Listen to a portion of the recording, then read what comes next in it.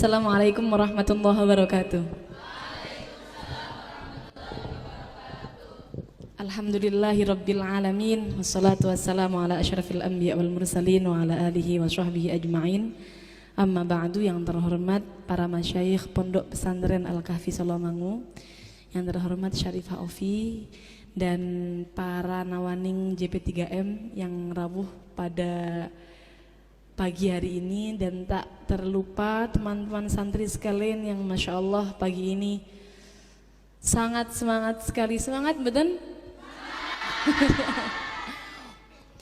Alhamdulillah pagi ini bisa berkesempatan hadir pada majelis yang insyaallah barokah ini dalam keadaan sehat walafiat. Sebelum kita mulai, mari kita membaca sholawat kepada Kanjeng Nabi, karena berkat beliaulah kita bisa keluar dari zaman jahiliyah menuju zaman yang penuh ilmu ini. Allahumma sholli ala sayyidina Muhammad. Langsung mawon teman-teman sekalian, niki kalau berdiri mawon sepertinya, karena kalau duduk ini kurang semangat. Kalau dibacakan CV seperti nanti, kalau sudah dibacakan CV silahkan ya, kalau nanti TTL-nya kan tadi sudah ada ya, barangkali pas ulang tahun ada yang ngirim. Masya Allah. Bisa kita mulai? Karena kita tidak butuh kita tidak hanya butuh waktu yang sebentar, jadi langsung saja kita mulai. Sebelum kita mulai mengupas haid secara singkat, mari kita bertawasul dulu kepada para masyayikh, kepada para musannif kitab, pada muallif kitab, pada guru-guru kita semua. Semoga dengan berkah tawasul ini, apa yang akan kita pelajari yang akan kita bahas pada pagi hari ini bisa membuahkan berkah dan manfaat fid dunya wal akhirah. Ila hadratin nabiyil mustafa sayyidina maulana Muhammadin sallallahu alaihi wasallam wa alihi washabihi wasallam.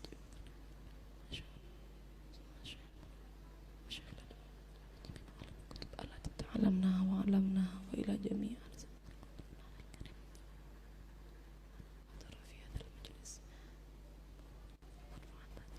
Al-Fatihah.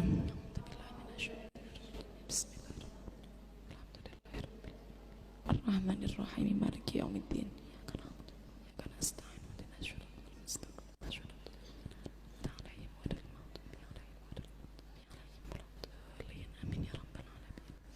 Bismillahirrahmanirrahim. Biasanya kalau di pondok-pondok pesantren biasanya sudah ada pelajaran, kalau Kebumen biasanya pelajarannya apa? Pelajaran haidnya? Pakai risalatul mahid yang bahasa Jawa niku? Oh, nggih. Sekarang kurang lebihnya seperti itu. Mungkin nanti kalau panjenengan sudah pernah belajar risalatul mahid dan ada yang berbeda dengan apa yang saya sampaikan, nanti silahkan boleh ditanyakan. Dan nanti apa yang saya sampaikan, bila nanti sekiranya perlu diulang atau kurang memahamkan atau ada yang muskilah, silahkan ditanyakan pada akhir pembahasan nanti. Monggo Mbak, itu silahkan ya. Bismillahirrahmanirrahim. Haid, hukum mempelajari haid bagi wanita baligh tentunya tadi sudah dibahas oleh Ning Zahra. Hukum mempelajarinya adalah fardhu ain. Seorang wali atau suami tidak diperbolehkan mencegah seorang wanita keluar dari rumah untuk belajar haid apabila mereka tidak bisa mengajarkannya. Jadi panjenengan semua sepertinya yang sudah hadir di sini itu sudah masuk kategori wanita yang baligh. Bahkan di Pondok Pesantren Al-Kahfi sendiri kemarin saya tanya, di sini adalah SMK, SMA, mana umur yang berkisar pondok di sini itu sekitar 15 sampai 18 tahun, tentunya pasti sudah masuk kategori wanita yang baligh. Walaupun toh mempelajarinya itu wajibnya untuk yang sudah baligh, tetapi alangkah baiknya bila mana kita sebagai perempuan, sebagai seorang ibu dan calon-calon ibu sekalian nanti memberikan pendidikan haid sejak dini kepada anak-anak kita nanti. Karena kenapa? Karena kalau kita tidak memberikan pelajaran haid sejak dini, biasanya teman-teman anak-anak itu ya, anak-anak yang SD atau sekarang kan banyak SD sudah mulai mengalami haid, itu mereka akan malu untuk speak up atau mereka akan malu bilang sama orang tuanya karena mereka menganggap ini hal yang tabu. Malu keluar darah, malu keluar darah, sehingga biasanya anak-anak kecil itu kalau dibahas singgung, sudah haid belum? Apa sih? Karena adik saya sendiri seperti itu. Adik saya sendiri seperti itu. Sudah haid belum? Apa sih bahas-bahas haid? Nah, jadi karena malu. Jadi supaya kita tanamkan bahwa sebenarnya haid itu bukan hal yang memalukan, hal yang menjadi kodrat seorang wanita dan harus dipelajari sejak dini. Mungkin diberikan pendidikannya ya jangan terlalu luas, karena biasanya anak kecil itu kan tidak mau ambil pusing ya. Jadi yang penting kita pendidikan. Nanti kalau sudah besar akan mengalami haid.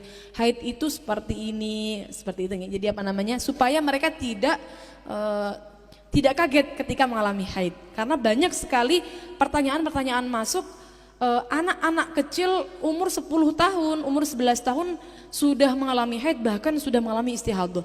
Jadi jangan menunggu baligh untuk belajar, tapi ajarkan sejak dini sebelum mereka baligh tentang secara singkat hukum-hukum haid. Mari kita lanjutkan. Haid sendiri secara artinya adalah darah yang keluar dari farji seorang wanita yang sudah mencapai usia 9 tahun Hijriah, kurang 16 hari kurang sedikit. Bukan disebabkan melahirkan, juga bukan disebabkan penyakit pada kemaluan atau luka. Jadi untuk haid boleh langsung di slide. Untuk haid sendiri tadi pengertiannya itu ada minimal usianya. Minimal usia perempuan yang mengeluarkan darah haid adalah 9 tahun kurang 16 hari kurang sedikit. Oh, kalau seperti itu ulang lagi slide-nya, Mbak. Kurang 16 hari kurang sedikit, bukan disebabkan melahirkan. Jadi kalau semisal keluarnya belum mencapai usia 9 tahun Hijriah kurang 16 hari kurang sedikit, tentunya bukan dikatakan darah haid, melainkan dikatakan darah fasad atau darah istihadah. Jadi patokannya usianya 9 tahun Hijriah kurang 16 hari kurang sedikit. Kalau semisal darah itu keluar sebelum usia ini sampai melebihi usia ini, semisal 9 tahun Hijriah kurang 20 hari mengeluarkan darah, 9 tahun Hijriah kurang 20 hari mengeluarkan darah, keluar darah selama 10 hari. Jadi kan sebagian darah masuk pada usia yang belum mencapai minimal usia haid, sebagian darah masuk pada usia, keluar pada usia yang sudah masuk minimal haid. Maka yang darah yang keluar belum mencapai usia 9 tahun Hijriah kurang 16 hari kurang sedikit, hukumnya masih istihadah. Yang sudah masuk hukumnya haid. Jadi diperinci. Kalau semisal tadi kasusnya 10 hari, maka berarti 9 tahun kurang 20 hari keluar darah 10 hari, maka berarti 4 hari lebih sedikit hukumnya adalah istihadah. Dan sisanya 6 hari kurang sedikit hukumnya adalah haid. Jadi diperinci. Yang sudah masuk usia minimal berarti haid, yang belum berarti istihadah. Simpelnya seperti itu. Dan juga yang perlu kita tekankan adalah darah yang keluar dari farji ya. Berarti kalau bukan dari farji tentunya bukan darah haid, tetapi sunnah untuk wudhu. Misal darah itu keluar dari jalan belakang, dubur ya, maka ini bukan haid melainkan tetap sunnah untuk mandi. Bukan wajib tapi sunnah untuk mandi. Kemudian bukan disebabkan melahirkan, berarti kalau sebabnya adalah melahirkan tentunya juga bukan haid melainkan adalah darah nifas ya, seperti yang sudah kita ketahui semua. Juga bukan disebabkan penyakit pada kemaluan atau luka. Jadi semisal seperti penyakit pada kemaluan atau luka pada kemaluan itu contohnya seperti ini. Mungkin darah yang keluar karena mohon maaf pecahnya selaput darah. Nah, pecahnya selaput darah itu nanti darah yang keluar hukumnya bukan haid melainkan ya darah najis saja seperti itu. Ya cukup disucikan saja. Dan dia tetap wajib melaksanakan sholat seperti itu. Jadi juga bukan istihadah, bukan, tapi darah najis seperti itu. Seperti kalau misal tangan kita kena goresan pisau luka, maka keluar darah. Nah itulah contohnya darah yang keluar sebab penyakit pada kemaluan seorang perempuan. Silahkan di slide. Nah kemudian yang perlu kita bahas yang pertama adalah syarat haid. Syarat haid ada 4. Yang pertama darah keluar dari wanita yang mencapai usia minimal haid. Tadi sudah kita bahas usia minimal Hijriah kurang 16 hari kurang sedikit. Lalu yang kedua darah yang keluar mencapai sehari semalam atau 24 jam. Bila keluar secara terus menerus dan juga tidak melebihi 15 hari bila keluar secara terputus-putus. Jadi minimalnya adalah sehari semalam atau 24 jam. Nanti kita akan bahas bagaimana cara menghitungnya. Di belakang sudah ada pembahasannya. Kemudian nomor 3, keseluruhan darah tidak melebihi 15 hari. Dan yang keempat, darah keluar setelah masa suci 15 hari. Bisa kita simpulkan dari syarat haid ini bahwa minimal haid adalah sehari semalam. Maksimalnya 15 hari 15 malam. Umumnya 6 sampai 7 hari dan minimal masa suci adalah 15 hari. Minimal masa suci yang memisahkan antara haid dan haid adalah 15 hari. Bila tidak memenuhi syarat salah satu syarat di atas, maka bukan haid hukumnya. Jadi semisal nomor 1 tidak terpenuhi, keluar dari wanita yang belum mencapai usia minimal, maka tentunya bukan haid. Yang nomor 2, darah yang keluar belum mencapai sehari semalam, atau darahnya terputus-putus, tapi kalau dijumlahkan belum mencapai 24 jam. Selama 15 hari dijumlah ternyata tidak sampai 24 jam, ini juga bukan haid. Misal katakanlah setiap hari dia keluar darah selama 1 jam, 1 jam selama 15 hari, maka kalau kita total sehari sejam sampai 15 hari hanya 15 jam. Karena belum mencapai 24 jam minimal masa haid, maka tentunya selama 15 hari walaupun toh dia keluar darah selama setiap hari hanya sejam saja, walaupun toh kontinu selama 15 hari, karena belum mencapai 24 jam, tetap hukumnya bukan darah haid. Hukumnya adalah darah istihadah atau darah fasad. Yang nomor 3, keseluruhannya tidak melebihi 15. Berarti kalau melebihi 15, hukumnya bukan haid. Misal perempuan mengeluarkan darah selama 17 hari, selama 17 hari keluar darah, maka ini menyalahi syarat haid yang nomor 3. Berarti kita tidak bisa mematok, oh berarti haidnya 15 hari, boten saged. Kenapa seperti itu? Karena sebenarnya dia tidak memenuhi syarat haid. Perempuan yang seperti ini, dia dikategorikan perempuan yang istihadah. Sedangkan kalau dalam kutubus salaf, perempuan yang istihadah itu ada beberapa perincian. Nanti kita akan bahas bab istihadah di belakang. Jadi pemahaman yang kurang tepat adalah ketika mengeluarkan darah melebihi 15 hari, semisal 17 hari, 20 hari, itu langsung divonis, oh berarti 15 harinya haid, sisanya adalah istihadah. Hanya dengan mengandalkan pemahaman bahwa maksimal haid adalah 15 hari. Ini kurang tepat, karena kalau perempuan yang istihadah itu ada beberapa perincian. Nanti akan kita bahas di akhir. Setelah pembahasan ini, bagaimana perincian perempuan yang istihadah. Yang jelas hukum yang sering dipraktekkan oleh teman-teman wanita itu mengambil pemahaman instan dari maksimal haid 15 hari seperti itu, sehingga oh karena maksimalnya 15 berarti kalau melebihi maksimalnya yang melebihi hukumnya adalah istihadah, yang di dalam 15 hukumnya adalah haid, seperti itu. Padahal secara hukum fikihnya tidak seperti itu. Fikih Syafi'i tidak seperti itu, ya, tidak seperti itu. Nanti akan kita bahas di belakang. Kemudian darah keluar setelah masa suci 15 hari, berarti kalau sucinya belum 15 hari juga bukan termasuk darah haid, melainkan darah istihadah. Akan kita bahas nanti setelah ini. Monggo di slide, Mbak. Ini tadi sudah kita bahas, seorang wanita mengeluarkan darah 20 jam selama 1 hari atau 1 jam setiap hari selama 15 hari. Maka darah yang keluar bukan haid melainkan istihadah. Kasus ini biasanya sering terjadi pada perempuan yang menggunakan alat kontrasepsi. Ini tidak memenuhi syarat yang nomor 2. Darah yang keluar belum mencapai 24 jam atau sehari semalam. Monggo di slide lagi. Cara menghitung haid, nah ini dia. Perempuan itu kalau semisal haidnya tidak terputus-putus, sebenarnya kita cukup belajar cara menghitung haid saja. Kalau semisal tidak terlalu rumit permasalahan haidnya, tidak terputus-putus atau tidak memakai alat kontrasepsi, itu biasanya haidnya normal-normal saja. Ya haid 7 hari selama sebulan, setiap bulan 7 hari haid, kemudian sucinya sisanya 23 hari. Nah, maka kalau seperti itu biasanya tidak akan rumit-rumit membahas rumusnya, ya, yang haid keluar darah berarti haid, suci berarti suci, berhenti darah berarti suci. Yang perlu kita perhatikan cara menghitungnya, 24 jam. Itu bagaimana cara menghitungnya? Nah, di sini. Darah keluar hari Selasa jam 12 siang. Lalu berhenti hari Rabu jam 12 siang, maka berarti sudah mencapai 24 jam. Jadi Rabu jam 12 siang baru dihukumi mencapai syarat haid. Mencapai syarat haid karena sudah 24 jam. Seperti itu.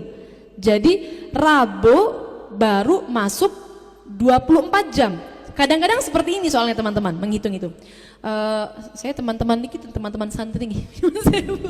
Makita ngaji-ngaji ini nawani. Kalau teman-teman santri, kalau lek ten gini nawani nguyahi segoro nih, nguyahi segoro. Terus kalau tak audiensi teman-teman santri mawon kerasane, co. Enten niki. Kadang-kadang kita keluar darah hari Rabu, semisal nih, Rabu, Kamis, Jumat. Rabu ini jangan dihitung sehari. Seperti itu maksudnya. Rabu ini jangan dihitung sehari.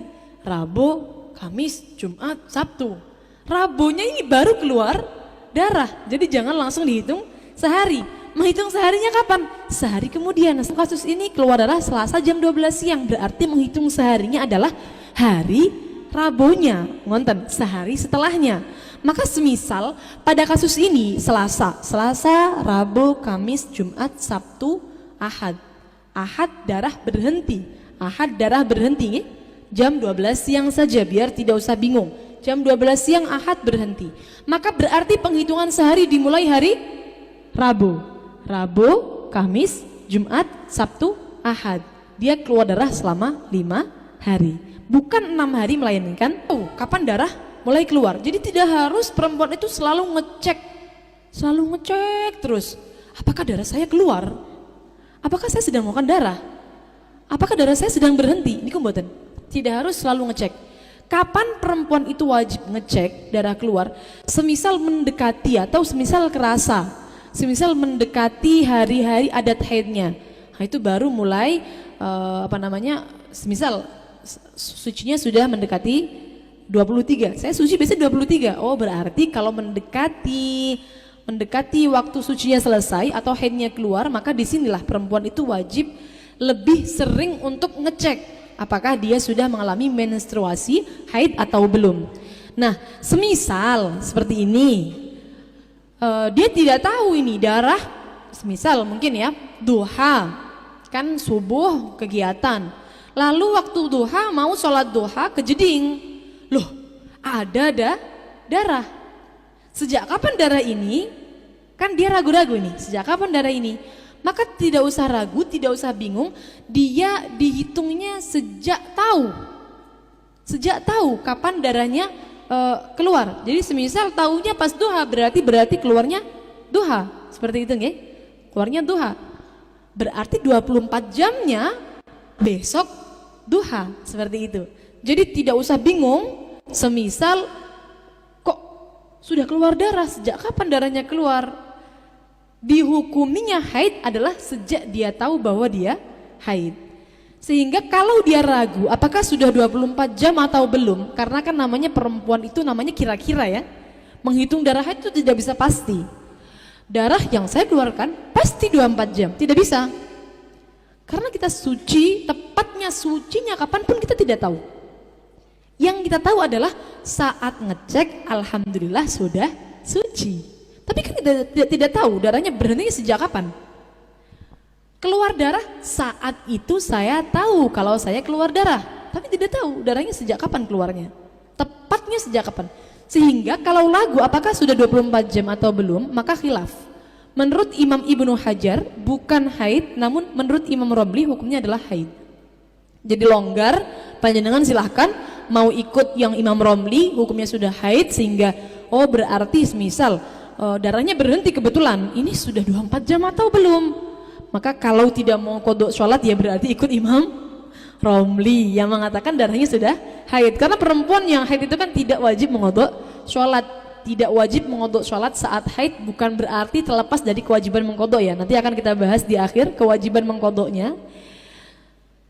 Kalau mengikuti Ibnu Hajar kan berarti selama 1 hari itu dia tidak sholat, semuanya wajib diqadha. Nah seperti itu. Jadi kalau ragu apakah sudah 24 jam atau belum, maka khilaf.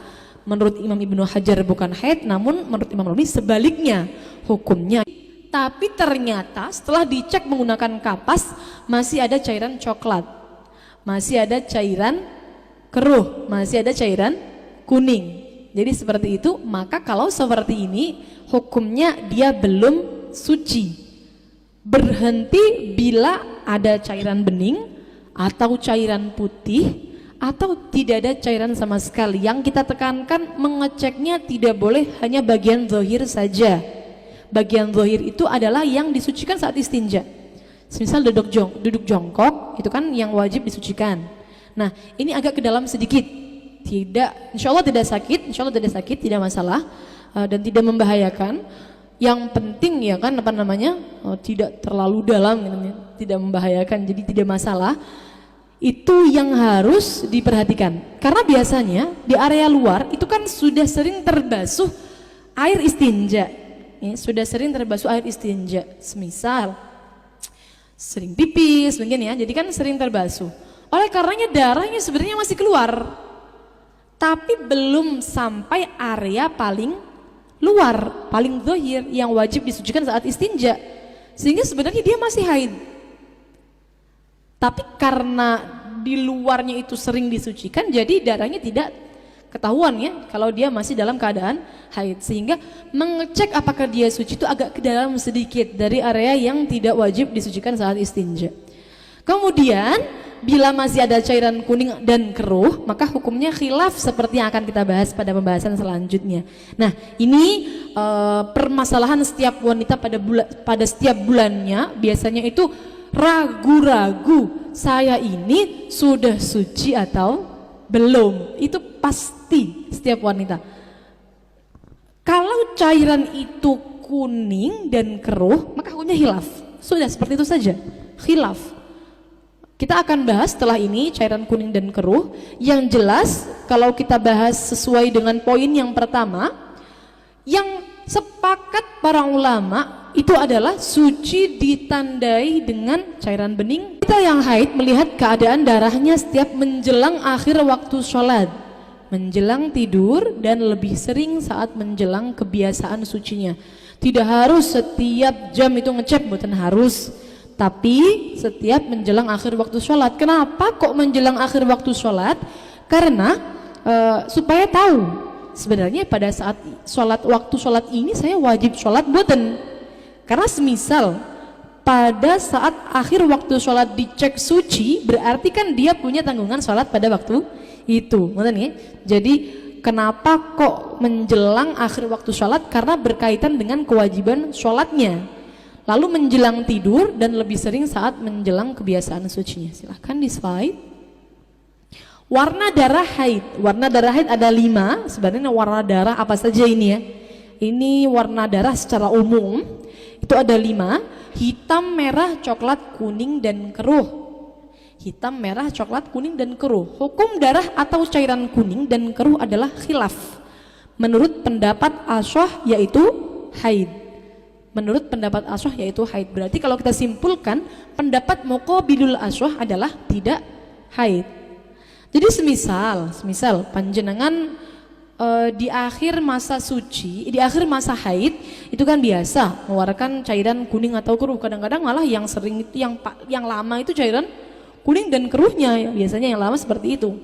Maka ya tergantung setiap personalnya mau ikut yang Ashah atau mau ikut yang Muqabil Ashah.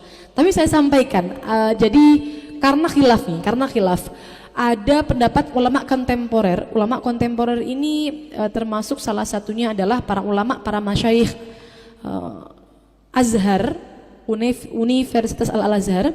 Beliau itu menyatukan dua pendapat dengan cara seperti ini. Kalau darah haid setelah itu disusul langsung dengan cairan kuning dan keruh, maka berarti hukumnya adalah haid.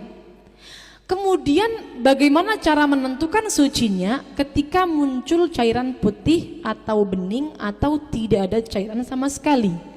Setelah suci kok kemudian keluar lagi cairan kuning dan keruh, maka ini dimasukkan keputihan atau bukan haid.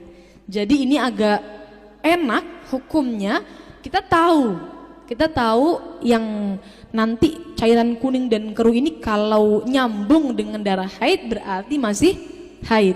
Tapi kalau sudah suci kemudian keluar lagi kuning dan keruh, maka ikut pendapat Muqabil Ashah yang mengatakan ini bukan haid. Karena kan perempuan keputihan hampir setiap hari nih, hampir setiap hari. Kadang keputihan itu kalau capek itu kuning ya, kadang-kadang kalau capek atau kalau mungkin anak-anak santri banyak pikiran jadi keruh. Nah seperti itu. Kalau kita ikut pendapat yang Ashah maka sangat berat sekali kalau kita hukumi haid terus. Kita keputihan setiap hari padahal. Jadi sangat bijak sekali pendapat dari para ulama masyayikh Mesir, ulama kontemporer itu mengatakan kalau masih nyambung dengan haid selama belum keluar cairan bening atau putih atau belum berhenti sama sekali darahnya, maka berarti hukumnya haid. Namun kalau sudah berhenti lalu keluar lagi, nah yang keluar lagi ini baru dihukumi keputihan atau bukan haid. Dalam bab haid, apapun warna darahnya tidak dijadikan acuan hukum selama tidak melebihi 15 hari. Tidak dijadikan acuan hukum. Ini yang paling sering ditanyakan.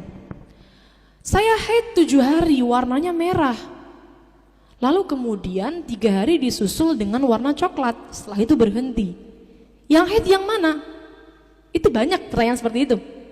7 hari merah, 3 hari coklat, totalnya berapa semua? 10 hari, belum melebihi maksimal haid.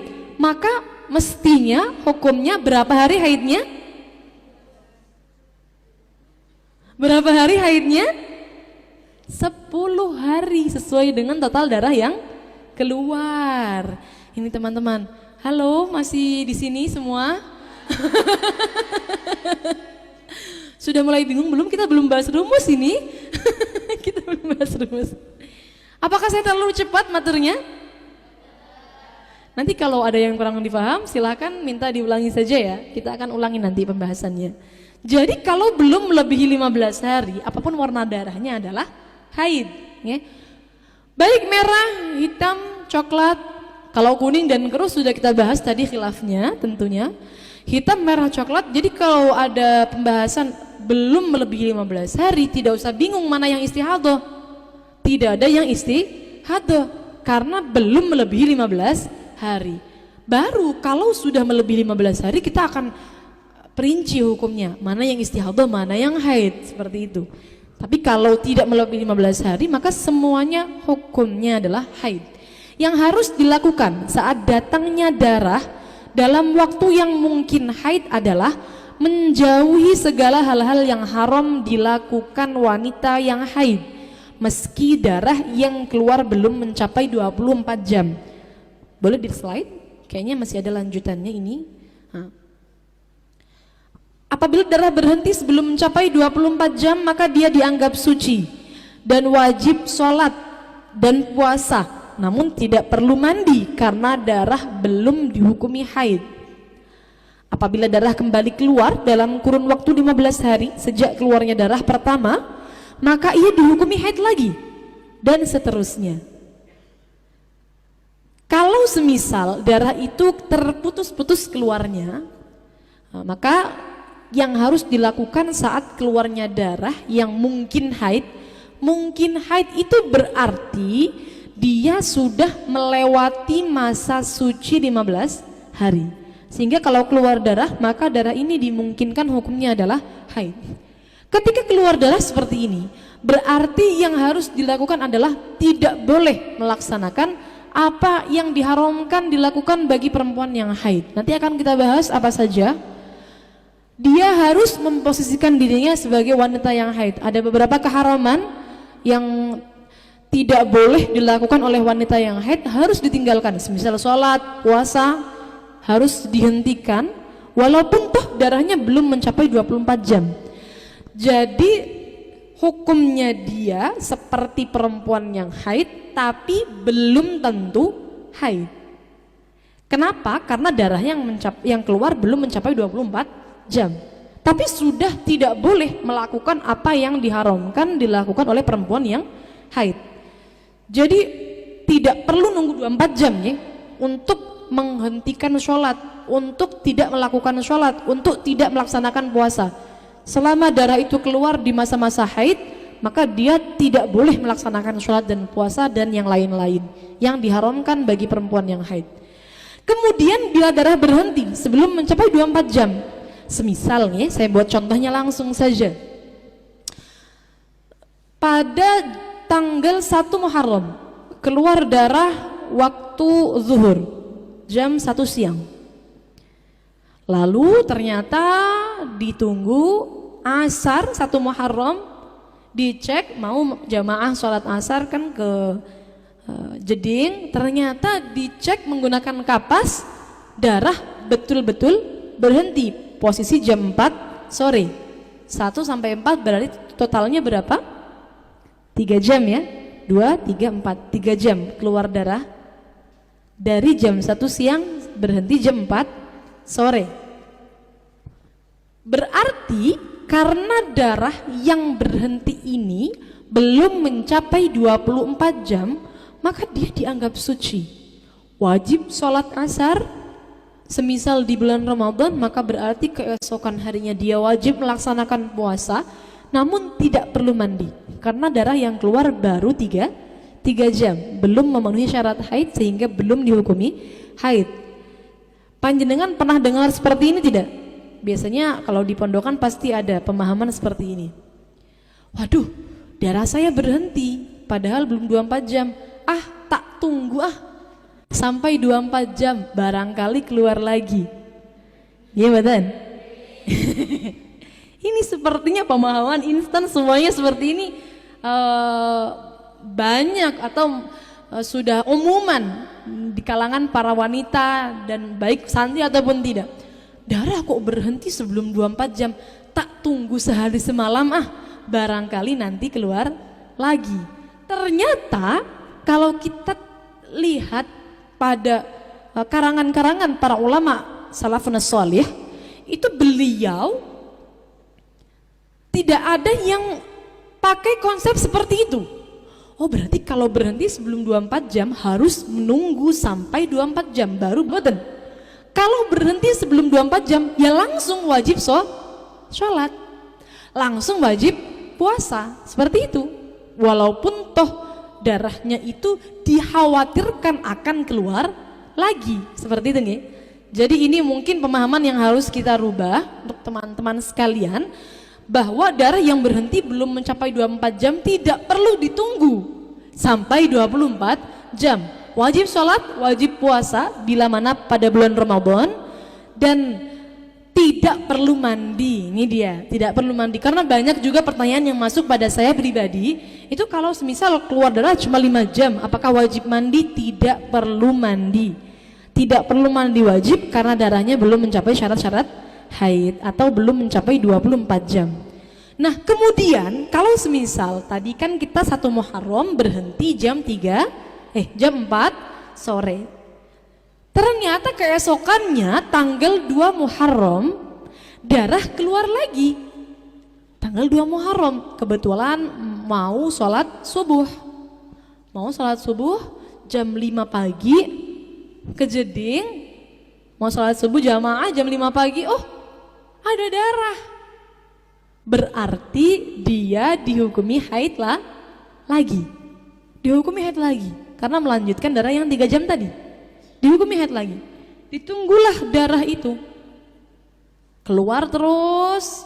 Pas akan teman-teman itu mau jamaah zuhur, kira-kira jam 1 siang dicek darah ternyata berhenti lagi. Berapa totalnya? 6, 7, 8, 9, 10, 11, 12, 1, 8 ya. Jadi 8 jam saja pada 2 Muharram keluarnya. 1 Muharram keluar 3 jam, 2 Muharram keluar 8 jam. Totalnya berapa? Masih 11 jam. belum mencapai 24 jam. Hukumnya masih sama dengan yang awal tadi. Berarti zuhur dia wajib melaksanakan sholat. Wajib mandi atau tidak? Tidak wajib mandi karena darahnya baru mencapai 11 jam. Begitu seterusnya sampai 15 hari. Jika darah sudah mencapai 24 jam lalu berhenti, maka ia dihukumi suci, wajib mandi dan melaksanakan sholat dan puasa. Tidak diperbolehkan menunggu hingga keluar waktu sholat menurut pendapat mu'tamad.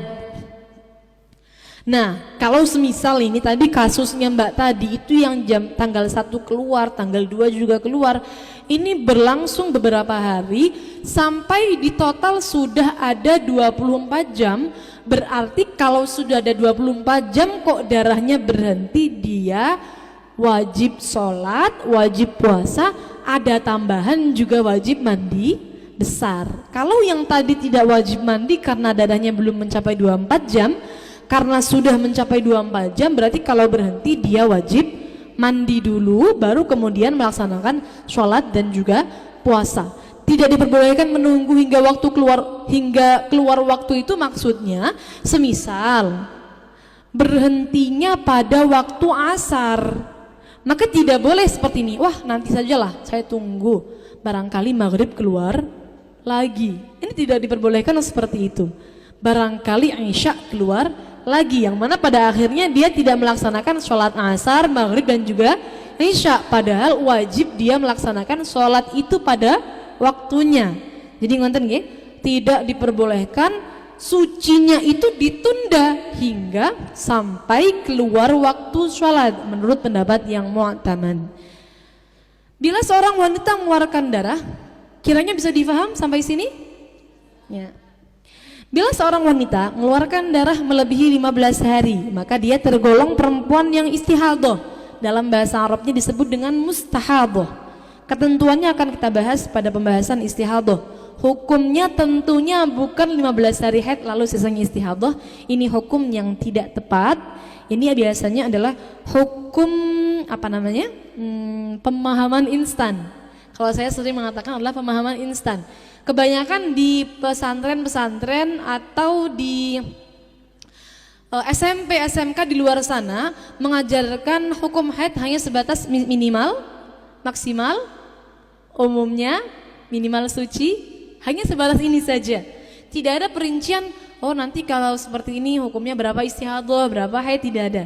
Tidak ada perincian rumus-rumus haid, tidak ada. Jadi hanya sebatas ini, sehingga pemahaman instan saja, oh kalau melebihi 15 berarti yang 15 karena tidak, ya karena maksimalnya haid 15-nya haid, sisanya istihadah. Ini pemahaman instan yang ternyata kurang tepat. Yang ternyata kurang tepat kalau dipaskan dengan hukum dalam mazhab Syafi'iyah. Boleh di slide? Masa suci. Nah ini kita bahas masa suci dulu. Minimal suci yang memisahkan antara dua haid adalah 15 hari dan maksimalnya tidak terbatas. Minimalnya 15 hari, maksimalnya tidak terbatas. Kalau semisal setiap bulan dia mengalami haid dan suci yang normal, maka dia tidak akan susah-susah untuk memahami rumus haid. Tapi siklus perempuan tidak bisa ditebak. Panjenengan mungkin di pondok sekarang siklusnya normal. Setiap bulan haid 1 kali. Ya sucinya 20, 25, haidnya 7 hari, 8 hari, 6 hari. Begitu setiap bulannya.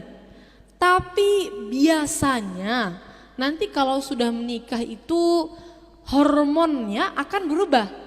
Bahkan belum kena pil KB itu kadang-kadang ada teman-teman yang setelah menikah itu hormonnya langsung berubah sehingga haidnya Nah, perlulah kita pahami dulu sebelum nabilah mengalami, barangkali dibutuhkan. Kalau normal maka tidak perlu kita bahas lagi. Yang akan kita bahas bila masa sucinya kurang dari 15 hari. Ini dia, kita mulai rumus-rumusnya. Bila masa suci kurang dari 15 hari, maka ada dua perincian. Yang pertama, darah kedua keluar dalam masa 15 hari. Terhitung sejak keluar darah, semuanya adalah haid.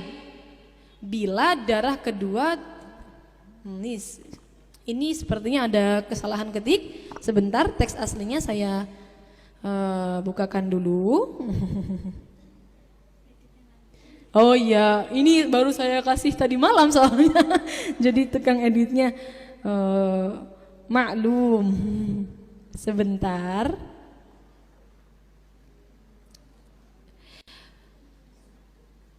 Darah kedua keluar dalam masa 15 hari terhitung sejak keluarnya darah pertama. Maka hukumnya diperinci. Nah, itu dia. Darah kedua keluar dalam masa 15 hari terhitung sejak keluarnya darah pertama. Maka hukumnya diperinci, bukan haidnya. Maka hukumnya diperinci. Yang pertama perinciannya, bila darah kedua tidak melebihi 15 hari, maka keseluruhan darah pertama masa berhenti dan juga darah kedua dihukumi haid. Contoh, keluar darah selama 5 hari, berhenti selama 3 hari, keluar darah selama 5 hari. Keseluruhannya selama 13 hari dihukumi haid. Darah pertama masa berhenti, darah kedua semua di total tidak melebihi 15 hari.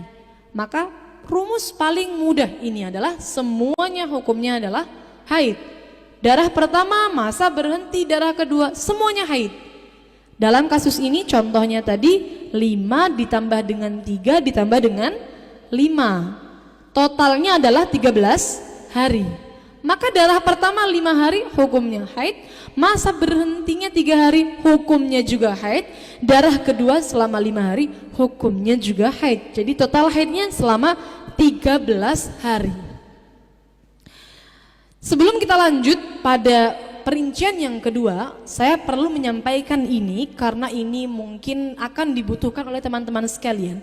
Sebenarnya dalam menghukumi masa berhenti, yang berhenti 3 hari itu ya, dalam menghukumi masa berhentinya darah, yang mana darah ini keluar terputus-putus dan tidak melebihi 15 hari, ini para ulama khilaf sebenarnya.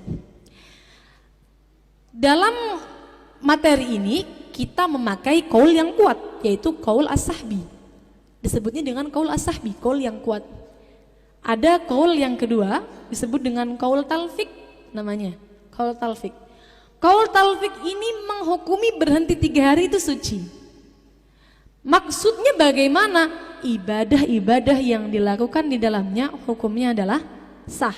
Semisal kalau kita rincikan kan seperti ini, dia haid selama 13 hari. Kalau menurut qaul as-sahbi, qaul yang kuat, maka berarti buntutannya atau setelahnya itu akan punya qada puasa. Semisal ini kasus terjadi pada bulan puasa.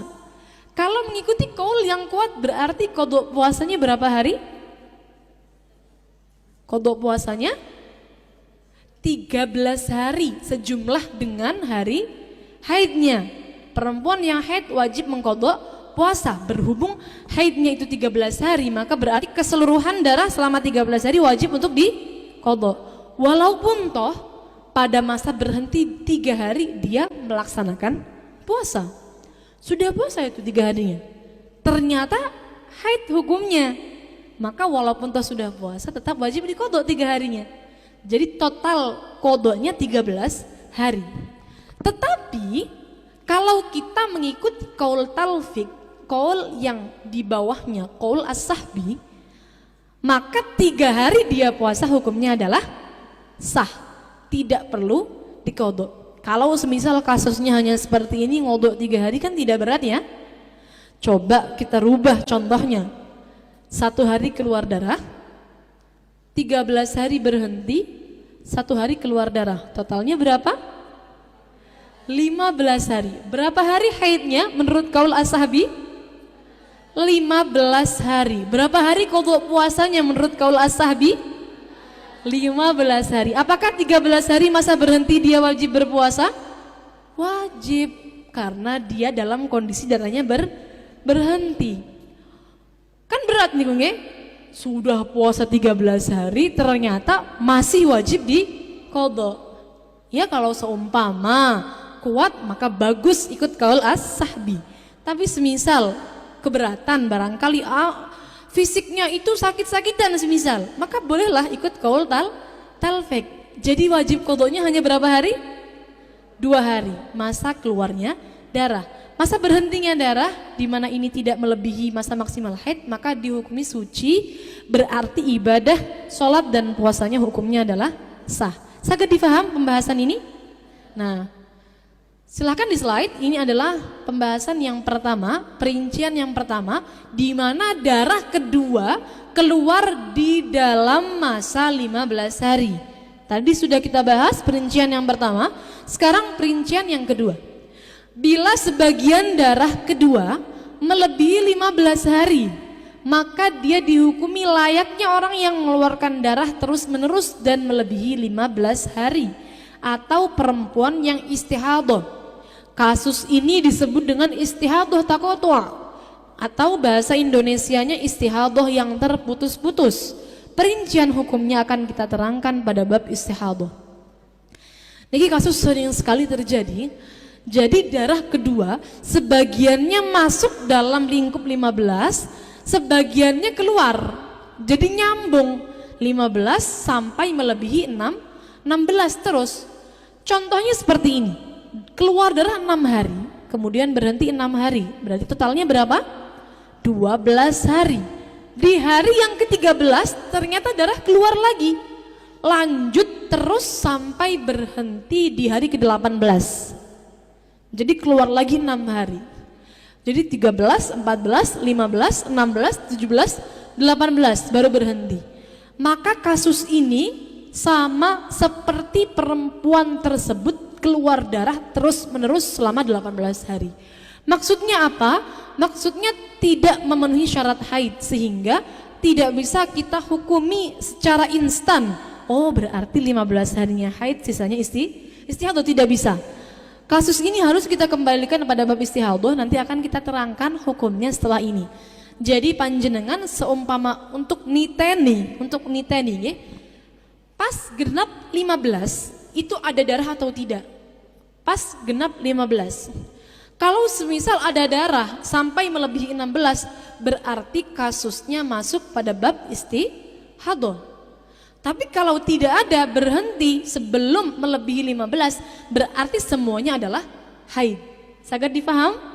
Semisal ya, pada tanggal 1 keluar darah jam 1, maka berarti genap 15 harinya 15 hari kemudian, yaitu pada tanggal 16. Juga pada jam 1. Dilihat jam 1 ini keluar darah mboten. Kalau keluar darah sampai jam 2, semisal sampai jam 2 atau jam 3 atau katakanlah setengah 2, hanya melebihi setengah jam saja, maka langsung divonis dia mustahadah, dia perempuan yang istihadah. Kita nanti rincikan hukumnya di belakang. Tapi semisal darahnya berhenti jam 11, oh berarti haidnya semua darahnya dari tanggal 1 sampai tanggal 16, karena dia tidak sampai istihadah. Sangat difaham kasusnya? Nah, untuk pembahasan KD6, B6, KD6 ini itu nanti hukumnya akan kita bahas di belakangan saja pada bab istihadah, karena kalau kita bahas sekarang nanti panjenengan akan bingung, belum saya kasih muqaddimah tentang bab istihadah. Silahkan di slide Mbak. Nah, dua pembahasan tadi itu kalau memang darah yang kedua keluar di dalam rangkaian 15 hari. Rumus pertama semuanya di dalam 15 hari. Rumus kedua sebagiannya di dalam, sebagiannya di luar. Sekarang untuk perincian yang selanjutnya, darah kedua keluar di luar masa 15 hari terhitung sejak keluarnya darah pertama. Maka masa suci digenapkan menjadi 15 hari, maka masa sucinya digenapkan menjadi 15 hari. Lantas andaikan darahnya masih keluar, dihukumi haid yang kedua bila memenuhi syarat-syaratnya. Jadi dalam kasus ini, untuk yang rumus selanjutnya, darah kedua itu keluar di luar 15 hari dari darah pertama. Jadi kalau semisal darah pertama dijumlah dengan masa berhentinya itu tidak kurang dari 15 hari, maka kita bisa pakai rumus yang kedua ini. Rumus yang ini namanya adalah rumus penyempurna suci. Rumus penyempurna suci. Contohlah, kita langsung masuk contoh. Darah keluar selama 10 hari, berhenti 7 hari. Coba kita hitung dulu, 10 ditambah 7 sama dengan 17. Berarti darah yang kedua 8 hari keluar di luar rangkaian 15 hari. Maka bisa kita pakai rumus penyempurna suci. 8 hari, darah pertama tentunya hukumnya adalah haid. Nah, 8 hari atau darah kedua dihukumi istihadah sebagai penyempurna suci. Jadi ada namanya istihadah penyempurna suci. Bisa dipakai bila mana darah pertama ditambah dengan masa berhenti tidak kurang dari 15 hari. Kalau kasus ini setelah digenapkan sucinya darahnya habis, berhenti, maka berhenti pada istihadah. Coba di slide Mbak, kita perbandingkan dengan, oh tidak ada, dikembalikan lagi saja, berarti kita terangkan saja. Semisal darah kedua ini keluarnya 10 hari, semisal ya, semisal 10 hari, darah pertama 10 hari, berhenti 7 hari, darah kedua 10 hari. Karena konsep ini masuk pada penyempurna suci, berhentinya baru 7 hari.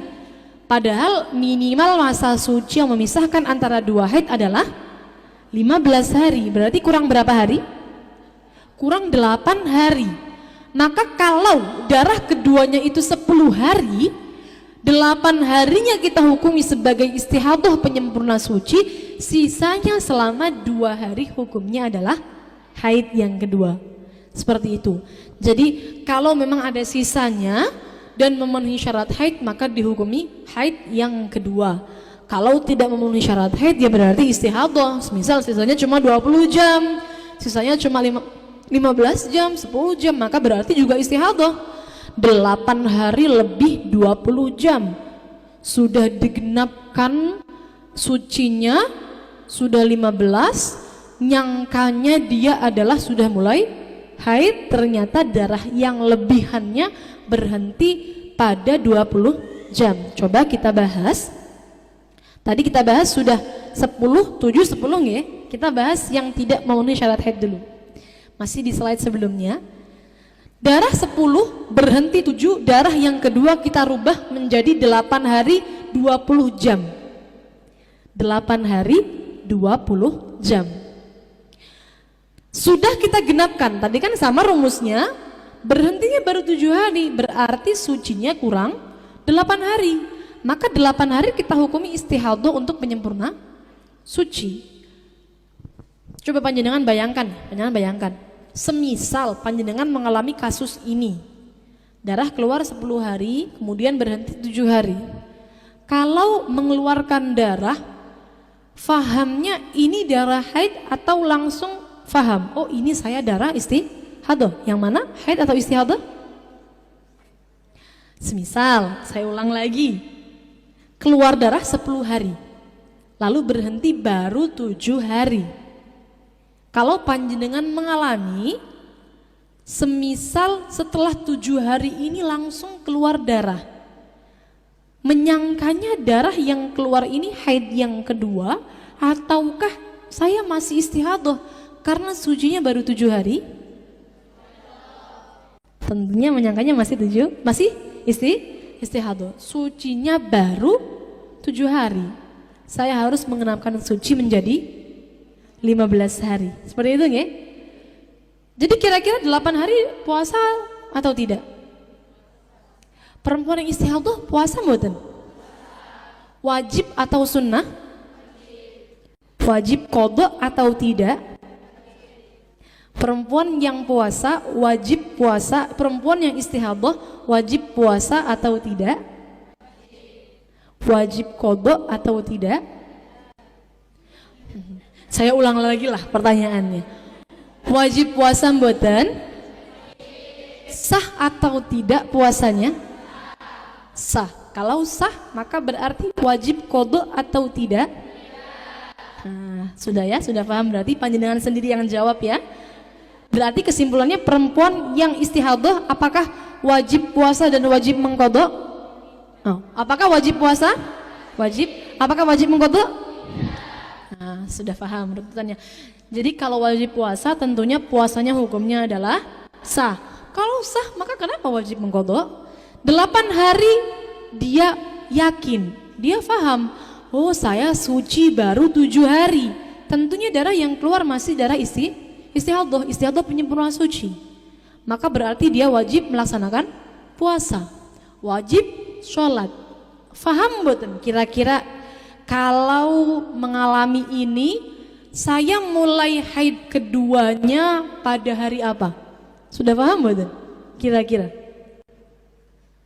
Kalau panjenengan mengalami sudah tahu tidak?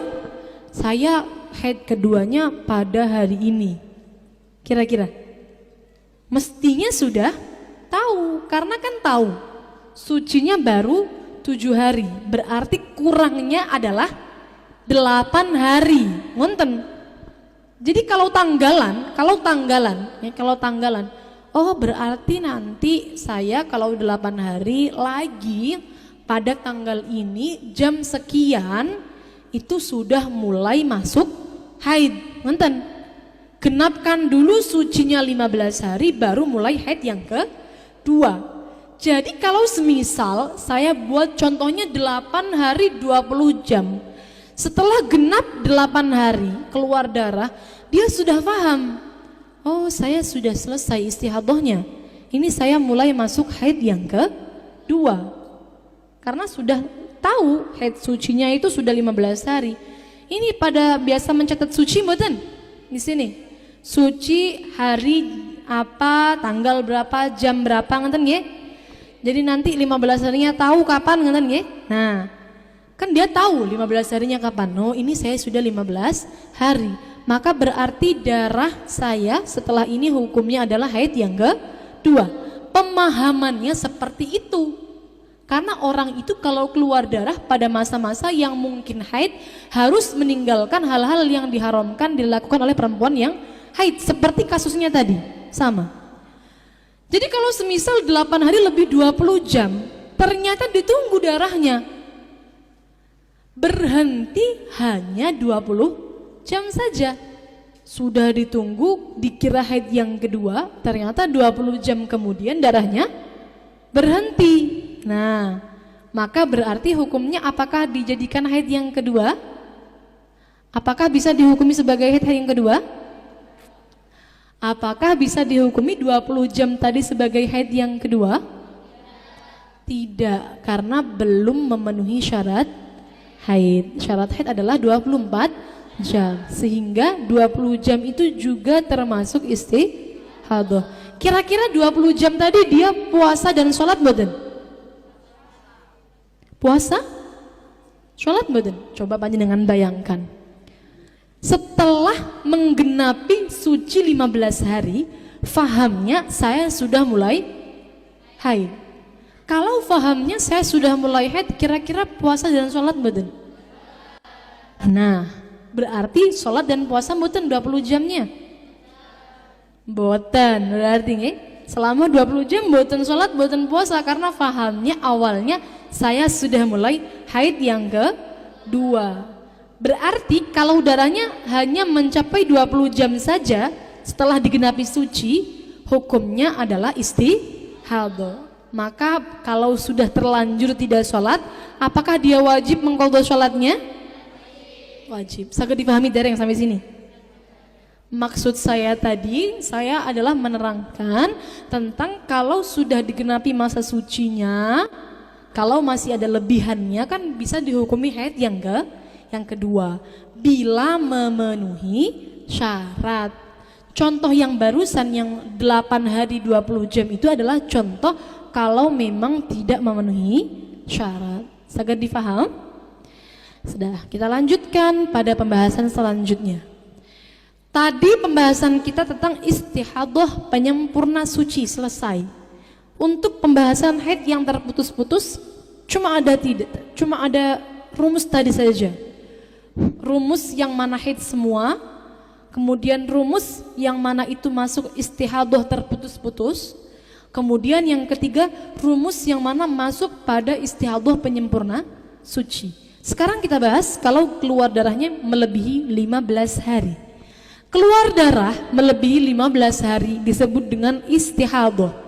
Bagi seorang wanita yang sudah pernah mengalami haid atau memiliki adat haid disebut dengan mu'tadah. Ada 2 perincian. Sebenarnya saya ringkas pembahasannya karena kalau kita membahas istihadah maka ada 7 perincian. Tidak akan cukup insyaallah pada hari ini walaupun sampai maghrib insyaallah panjenengan nanti pulang-pulang dari sini langsung butuh paramek. Butuh paramek nanti, gawat malah. Nah, jadi saya ringkas saja karena audiensnya ini juga sudah 15 tahun ke atas. Saya rasa semua pasti sudah mengalami haid. Maka yang akan kita bahas hanya pembahasan mu'tadah saja. Perempuan yang sudah pernah mengalami haid. Ada 2 perincian untuk perempuan yang seperti ini. Bisa membedakan warna darah disebut dengan mumayyizah. Nomor 2, tidak bisa membedakan warna darah atau tidak memenuhi syarat mumayyizah disebut dengan ghairu mumayyizah. Dari 2 perincian di atas yang paling sering dialami oleh wanita adalah yang kedua, yaitu yang ghairu mumayyizah. Ini juga saya ringkas, sebetulnya kita bisa bahas juga yang mumayyizah, cuma pembahasannya agak rumit dan beberapa rumusnya itu perlu waktu yang cukup untuk membahasnya supaya panjenengan tidak terlalu bingung, karena semakin bingung akan semakin tidak paham semua nanti. Jadi biar lumayan lah yang masuk, saya ringkas juga karena saya ambil yang paling sering dialami. Tidak menafikan ada perincian mumayyizah, tapi yang paling sering dialami oleh perempuan adalah yang kedua, yaitu yang ghairu mumayyizah. Coba saya tanya dulu, panjenengan semua kalau haid apakah warna darahnya hanya satu saja? Tidak. Apakah warna darahnya bervariasi? Iya. Hitam, merah, coklat, kuning, keruh? Iya, seperti itu. Jadi sebenarnya panjenengan tahu nggih, darahnya ada bermacam-macam warna. Dicatat atau tidak perubahan warnanya dari hitam ke merah, merah ke coklat? Audiens di sini hampir semuanya menjawab tidak. Berarti panjenengan masuk kategori yang nomor 2, ghairu mumayyizah. Bukan berarti buta warna. Tidak bisa membedakan warna darah itu bukan berarti buta warna, tapi tidak mencatat perubahan warna. Yang mencatat perubahan warna pun tidak selalu bisa mumayyizah, karena mumayyizahnya syaratnya. Nonton ya. Jadi daripada kita bingung, karena mayoritas saja kita bahas hukumnya yang ghairu mumayyizah, yang tidak bisa membedakan warna darah atau tidak memenuhi syarat mumayyizah. Hukumnya adalah haidnya disesuaikan dengan adat haidnya dan istihadahnya disesuaikan dengan adat sucinya. Kita bahas terlebih dahulu apa itu adat. Adat haid atau siklus haid yang dimaksud adalah jumlah haid dan suci terakhir sebelum istihadah. Semisal bulan Muharram haid 7 hari, suci 23 hari. Kemudian bulan Safar keluar darah selama 20 hari. Maka haidnya yang pada bulan Safar karena dia mengalami istihadah hanya 7 hari sesuai dengan haid terakhir, dan sisanya selama 13 hari hukumnya adalah istihadah. Seperti ini teman-teman sekalian. Perempuan itu kalau setiap bulannya ada yang ajek itu apa? Rutin. Nah, rutin terus. Kalau haid pasti 7. Kalau suci pasti 23. Ada yang seperti itu. Haidnya 7, suci 23. Haidnya 7, suci 23. Tidak pernah berubah-berubah. Ada yang seperti itu? Di sini ada. Ada juga yang seperti ini. Haidnya 7, sucinya 20, kadang 21, kadang 22, kadang 23. Banyak yang seperti ini? Nah, banyak. Kalau semisal adat haidnya tidak berubah, maka sudah pasti itu yang kita pakai adat haidnya. Semisal tadi contohnya 7 hari haid, 23 hari suci, maka ya itu yang dipakai. Wong tidak berubah, haidnya seperti itu terus. Adat itu harus 2 ya, haid dan juga suci. Jadi panjenengan itu jangan sampai lupa mencatat suci. Yang dicatat jangan haidnya saja, haid plus suci sepaket. Kalau nanti mencatatnya haidnya saja ketika mengalami pendarahan berbulan-bulan, maka akan rancau nanti hukumnya. Jadi mencatat adat itu harus sepaket, haidnya berapa, sucinya berapa.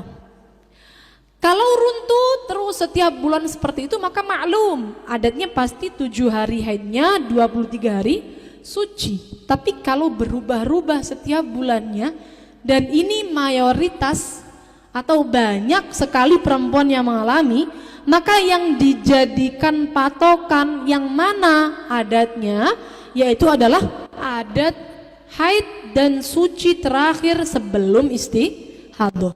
Itu yang dijadikan patokan. Semisal kasus tadi, Safar istiharam, bulan Oktober istihadah, yang dijadikan patokan adalah bulan September. Berapa hari haid dan juga sucinya yang dijadikan patokan 11 hari. Maka dia tidak diperbolehkan melakukan hal-hal yang diharamkan bagi perempuan yang haid. Jadi selama 15 hari dia harus istihadah. Kasus ini yang dihukumi haid hanya 7 hari, padahal selama 15 hari dia tidak melaksanakan sholat dan puasa, maka berarti dia mempunyai qadha sholat selama 8 hari. Haidnya 7 hari, istihadah 13 hari, qadha sholatnya selama 8 hari. Kemudian qadha puasanya kira-kira berapa? Qadha puasanya 8 hari atau 15 hari atau 23 hari? Orang yang tidak melaksanakan puasa apakah wajib mengqadha puasa? Berapa hari dia tidak melaksanakan puasa? Berapa hari dia tidak melaksanakan puasa? 15 hari, ya kan? Dari awal sampai 15 hari tidak melaksanakan puasa kan? Selama 15 hari tidak melaksanakan puasa, apakah puasanya wajib diqadha? Nah, berarti qadha puasanya yang wajib adalah 15 hari, bukan hanya 8 hari, karena waktu dia haid pun juga wajib diqadha puasanya. Berbeda dengan sholat. Kalau sholat memang saat haid, sholat yang ditinggalkan itu tidak wajib untuk diqadha, bahkan tidak boleh, tidak sah hukumnya untuk diqadha. Kenapa? Karena menimbulkan masyaqqah. Sholat sehari berapa kali? 5. Coba bayangkan 7 hari haid, 7 kali 5 berarti berapa kali sholatan? 35. Setiap bulan semisal dia wajib mengqadha sholat, maka dia punya tanggungan qadha sholat selama 35 hari. Yang wajib sholat yang ada saja, yang setiap hari 5 waktu saja itu harus dibangunkan subuhnya, Aisyahnya diingatkan lagi, apalagi wajib qadha 35 hari setiap bulan. Itu kalau haidnya 7 hari. Kalau haidnya 15 hari, maka 5 kali 5, 15. Berapa itu kira-kira? 75 sholat. Mampu atau tidak? Tidak kira mampu ya. Jadi untuk perempuan yang haid, sholatnya tidak wajib diqadha. Berbeda dengan puasa. Maka kalau tadi kasusnya 15 hari dia menanti, apakah dia haid ataukah dia mustahabah? ataukah dia istihadah, ternyata dia mustahadah. Sudah kadung boten sholat, sudah kadung boten puasa selama 15 hari, ternyata yang dihukumi haid hanya 7 hari, qadha puasanya tetap 15 hari. Karena masa dia haid itu juga puasanya tetap wajib untuk diqadha. Saged difahami? Wajib mandi, yaitu pada akhir hari ke-15. Kok bisa pada akhir hari ke-15 wajib mandi? Karena pada saat itu dia faham kalau saya ini istihadah. Berarti pada hari ke-16 dia sudah wajib untuk melaksanakan sholat. Sedangkan dia kan haid yang 7 hari itu belum mandi besar sama sekali.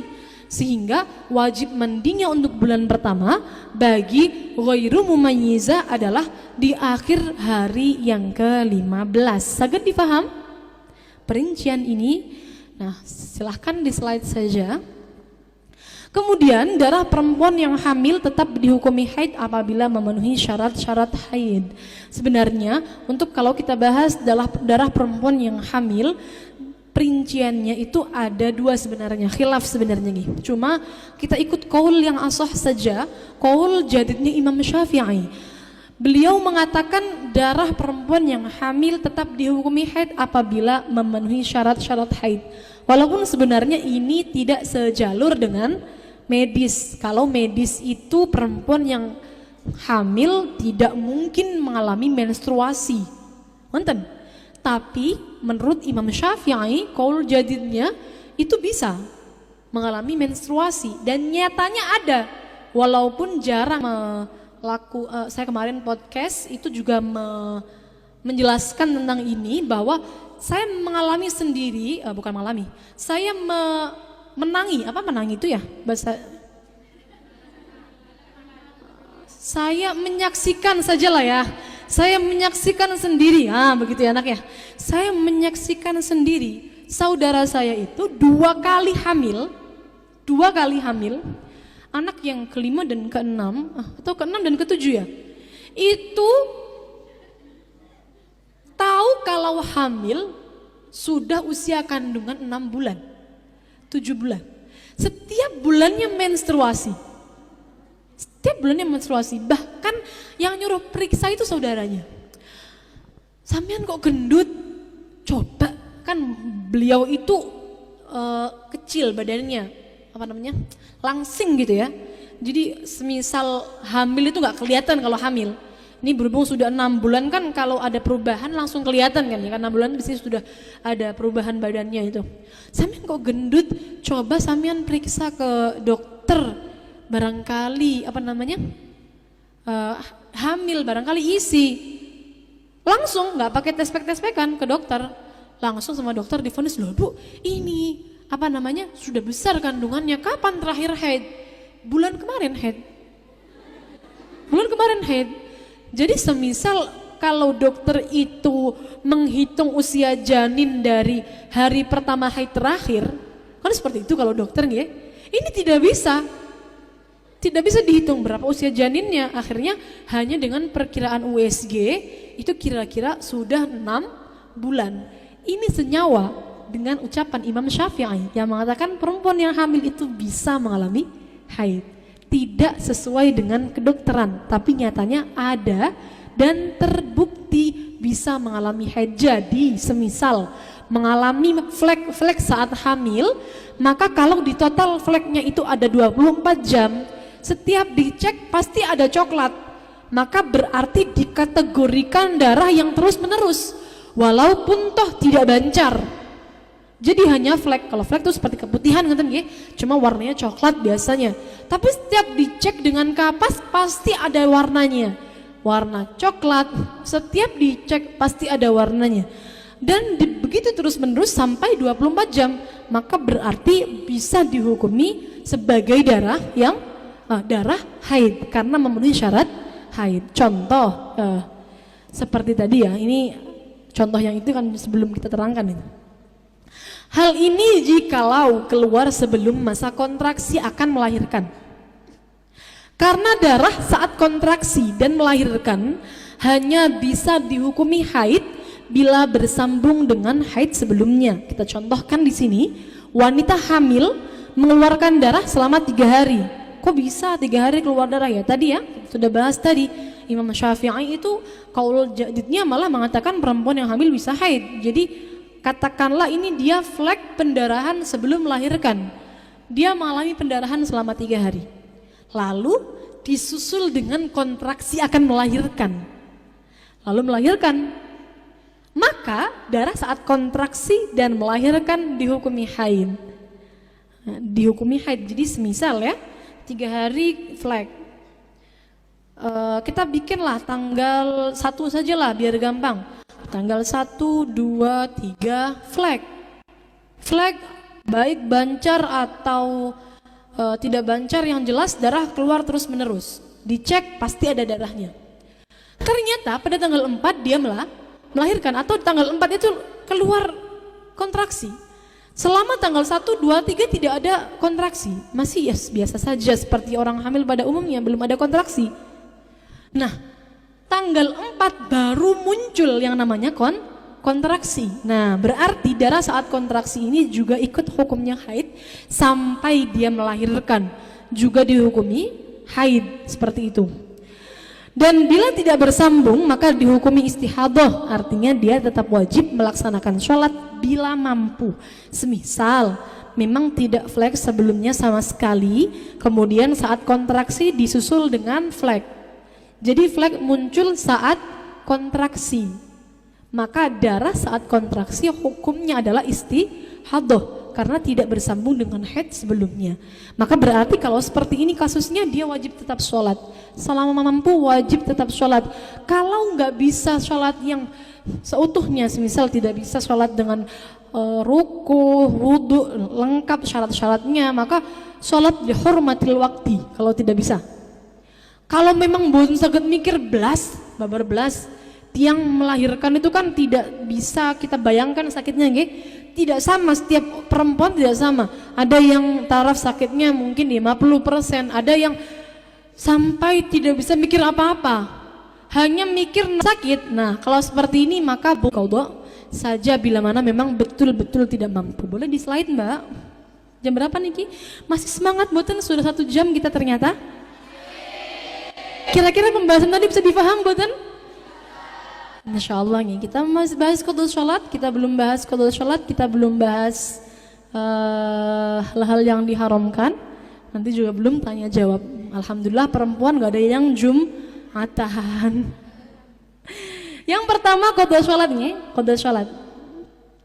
Jadi perempuan yang haid walaupun tidak wajib melaksanakan sholat, bukan berarti terlepas dari yang namanya qadha sholat. Bukan berarti terlepas. Dalam istilah fikih, haid itu disebut dengan mani'us shalah. Kalau panjenengan belajar Sulamut Taufik, belajar Fathul Qarib, di situ ada mawani'us shalah, hal-hal yang mencegah dilaksanakannya sholat.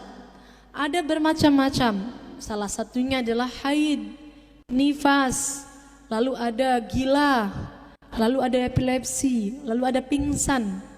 Nah, mawani'us shalah termasuk di dalamnya adalah haid dan juga nifas. Bukan berarti kemudian karena dia haid tidak wajib qadha sholat akhirnya terlepas. Tapi ada yang namanya ja'al mani', zalal mani'. Kalau dalam istilah pesantrennya biasanya seperti itu. Ja'al mani' dan zalal mani'. Saat datangnya haid berarti ja'al mani'. Kalau haidnya datang dalam waktu sholat dan telah melewati jarak waktu yang cukup digunakan untuk sholat tersebut, sementara ia belum melaksanakannya, contoh, masuk waktu zuhur jam 12 WIB, kemudian pada pukul 12 lebih 10 menit dia haid, sedangkan dia belum melaksanakan sholat zuhur, maka dia wajib mengqadha sholat zuhur. Ketentuannya untuk ja'al mani' adalah ketika haidnya datang dalam waktu sholat dan sudah melewati waktu yang cukup digunakan untuk sholat seringan mungkin. Maksudnya bagaimana seringan mungkin? ya hanya fardu-fardunya saja. Coba panjenengan bayangkan, kira-kira orang itu kalau sholatnya cuma fardunya saja butuh berapa menit? Sholat zuhur lah, 4 rakaat, hanya baca Fatihah, yang penting tumakninah. Kira-kira 4 rakaat ini apakah butuh 5 menit? Tidak sampai 5 menit ya, 2 menit. Culat-culit nih loh. Adik saya itu sholat 2 menit kayaknya ya, 3 menit ya, mungkin 2 menit, 3 menit ya, 2 menit, 3 menit insya Allah, 3 menit lah, kita bikin ganjil saja, 3 menit lah, mungkin sekitar 3 menit, tidak sampai 5 menit. Orang sholat cuma Fatihah toh, kemudian yang penting tumakninah, itu kan paling 3 menit ya, 3 menit 4 rakaat. Jadi kalau sudah lewat 3 menit waktu zuhur, kok dia belum sholat, ternyata keduluan datang haid, maka sholat zuhurnya wajib untuk diqadha. Nah seperti itu. Hal ini berlaku untuk selain daimul hadas.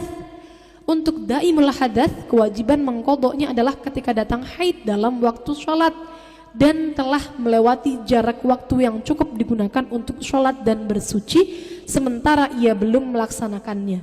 Dalam konsep daimul hadas, wudunya itu harus sudah masuk waktu sholat, sehingga kalau untuk daimul hadas, kewajiban mengqadha sholatnya itu kalau sudah melewati waktu yang cukup digunakan bersuci plus sholat. Kira-kira berapa menit ini bersuci plus sholat? Kalau untuk perempuan nggak usah ngitung antrinya, tapi nggih, coba kira-kira berapa? Istinja, wudu, apakah cukup 5 menit? Kurang? Bagaimana itu istinjanya? Kurang 5 menit? Kurang 5 menit? Panjenengan apa saja yang dibasuh itu? Sepertinya cukup 5 menit. Saya istinja 5 menit. Panjenengan apa saja yang dilakukan itu di dalam jeding? Istinja normal.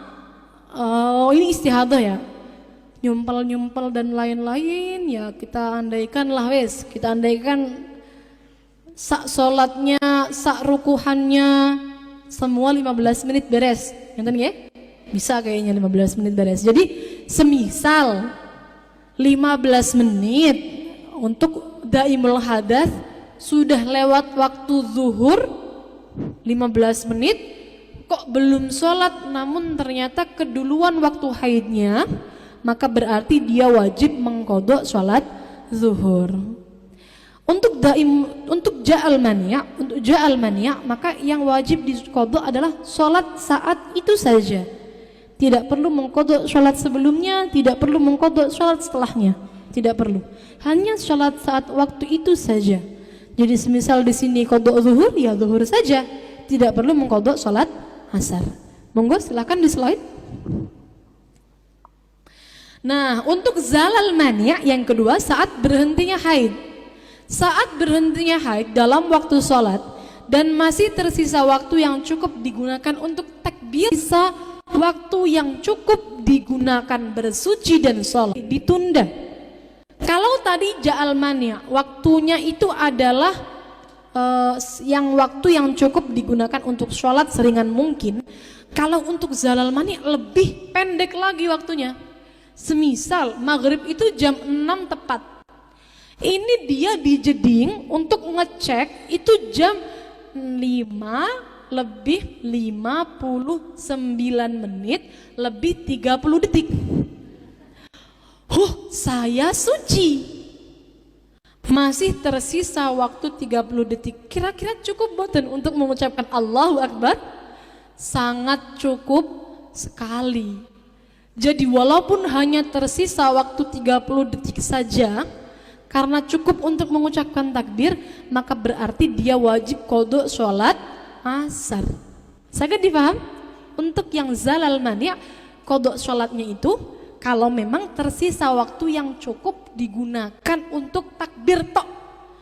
Berapa detik takbir? Allahu Akbar. 2 detik? Sangat dia kayaknya tiba-tiba sudah suci. Loh, kenapa nggak dang-dang mandi? Sudah mepet padahal waktunya untuk digunakan sholat. ditunda-tunda mandinya sampai keluar daripada waktu sholat. Jadi tidak diperbolehkan seperti itu. Kalau memang bisa dilakukan pada waktunya, maka harus dilakukan pada waktunya. Silakan di slide. Hal-hal yang tidak diperbolehkan bagi wanita haid dan nifas, saya sampaikan secara ringkas di sini, hanya secara garis besarnya saja. Nanti mungkin panjenengan kalau ingin bertanya secara lengkapnya boleh di season tanya jawab. Yang pertama, sholat baik wajib maupun sunnah haram dilakukan bagi perempuan yang haid, namun tidak wajib untuk diqodho. Kemudian kedua, sujud syukur atau sujud tilawah. Sujud syukur atau sujud tilawah itu syarat-syaratnya sama seperti sholat.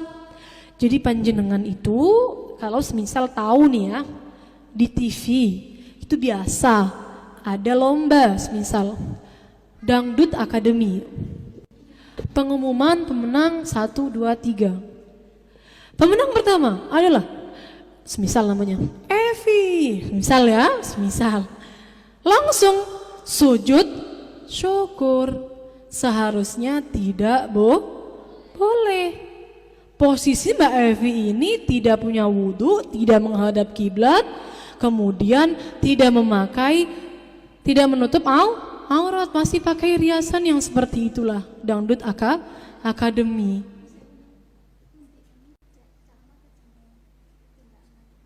Oke, siap. Ini sudah dikode. Jangan lama-lama ini. Oke. Jadi kalau misal sujud syukur dan sujud tilawah, jangan sampai seperti orang di luar sana. Syarat-syaratnya sama seperti sholat. Kemudian yang ketiga, puasa baik wajib maupun sunnah tidak boleh dilakukan oleh perempuan yang haid. Yang keempat, tawaf. Yang kelima, membaca Al-Quran. Yang keenam, menyentuh dan membawa Al-Quran. Yang ketujuh, lewat ataupun berdiam diri di dalam masjid.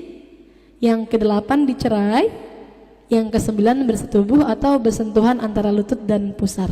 Silakan di slide Mbak, yang terakhir sepertinya ini pembahasan kita.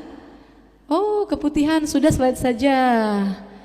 Tata tidak bisa ini, tidak cukup waktunya. Kiranya cukup sampai sini saja berarti, atau kita mungkin yang terakhir saja? Yang terakhir, ini bagaimana ini? Masih ada 3 pembahasan lagi kita ternyata.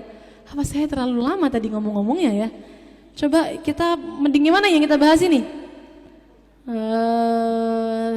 Keputihan? Saya ringkaskan saja materinya, nggih. Keputihan itu kalau keruh dan kuning hukumnya najis. Kalau keruh dan kuning hukumnya najis. Oh, saya baca saja nggak usah diterangkan ya, insya Allah memahamkan.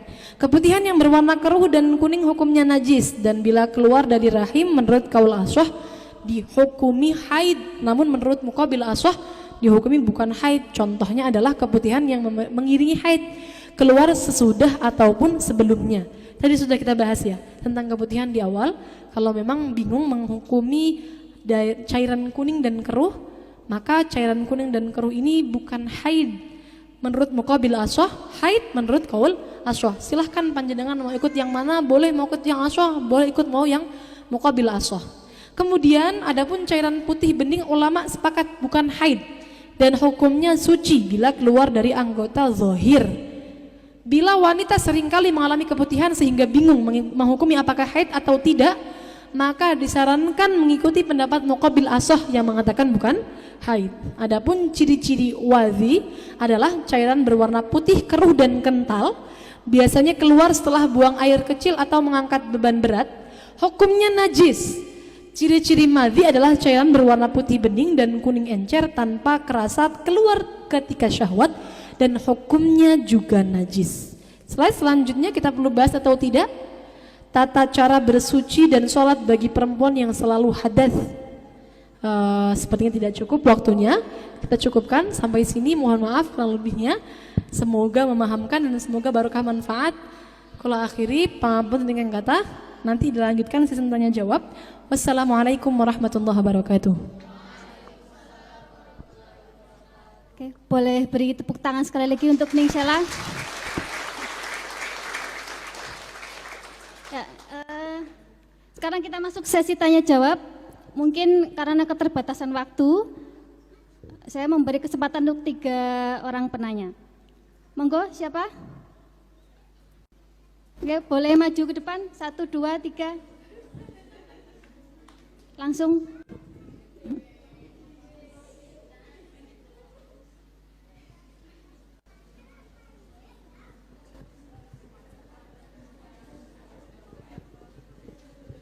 Cek. Assalamualaikum warahmatullahi wabarakatuh.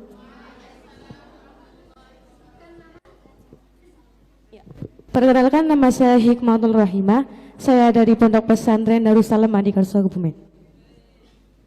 Yang saya tanyakan, bagaimana cara menghitung flag ketika kita lagi head? Kan posisinya misalnya flagnya itu keluarnya cuma sedikit. Nah, itu dihitungnya per menitnya atau per jamnya? Terima kasih.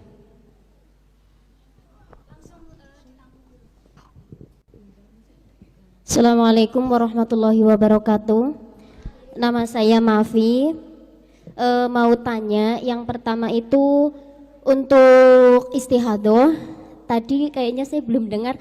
Itu sebenarnya kalau istihadoh itu kalau mau melaksanakan sholat, tadi itu mandi besar dulu atau tidak ya?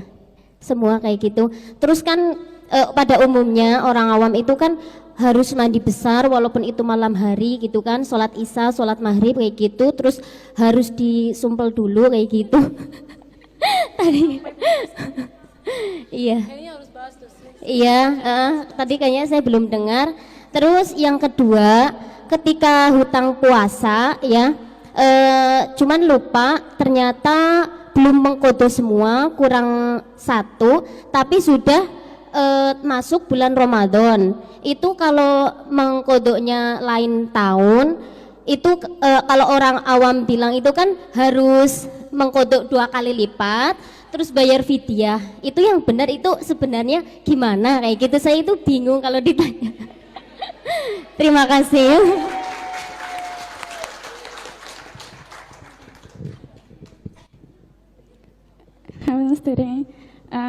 Ajeng tanglet yang pertama niku kepripun hukume kagem tiang setris seumpami Bahasa Indonesia mungkin karena live streaming dia nggak paham nanti.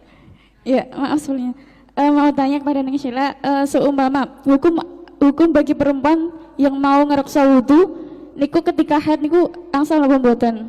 Nah yang kedua, seumpama ketika ada MTQ atau MHQ di dalam perlombaan kan biasanya setiap daerah itu mengirimkan kafilah-kafilah kan. Nah itu kan biasanya otomatis kalau perempuan kita pasti mengalami haid. Nah itu ada seseorang yang biasanya memakai obat untuk penunda. Nah itu diperbolehkan apa enggak menurut Neng Sheila? Kan otomatis ada efeknya juga. Nah, itu. Terima kasih.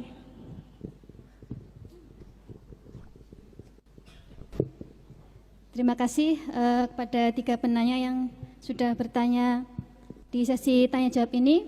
Untuk yang pertama dari Mbak Hima dari Adikarso, bagaimana menghitung flag saat haid?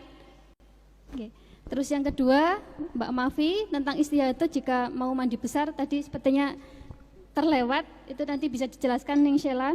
Kemudian hukum perempuan yang ngerekso wudhu dan ketika mengikuti MTQ atau MHQ, bagaimana ketika dia meminum obat penunda seperti itu.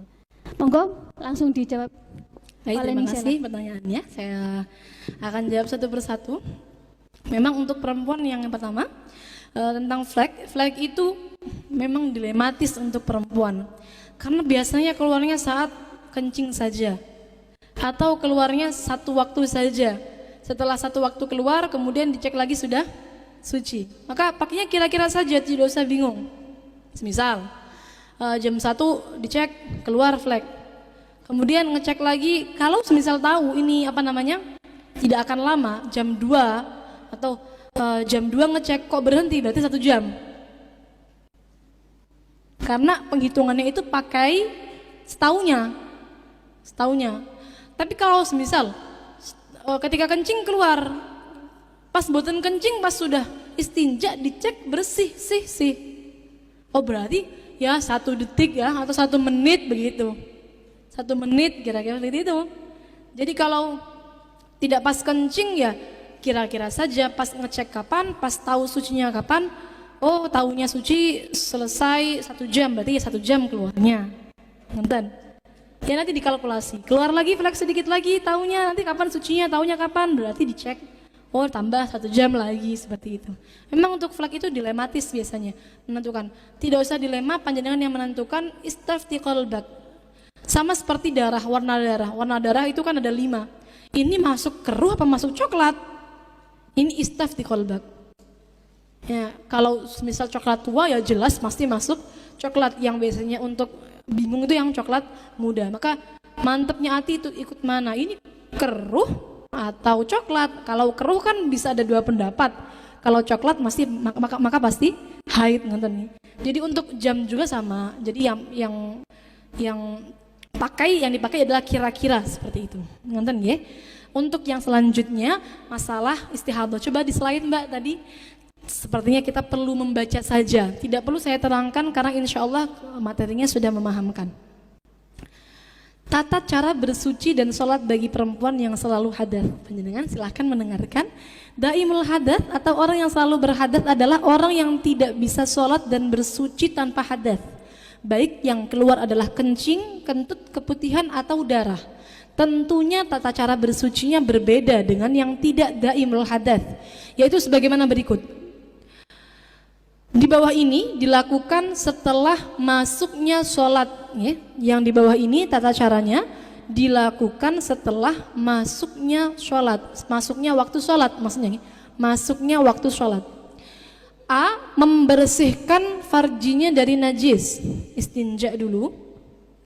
Kemudian B. Menghentikan atau meminimalisir hadas yang keluar dengan cara menyumbat farjinya dengan semacam kapas sampai pada bagian yang tidak wajib disucikan saat istinja, yaitu bagian yang tidak nampak saat duduk jongkok. Harus ke dalam.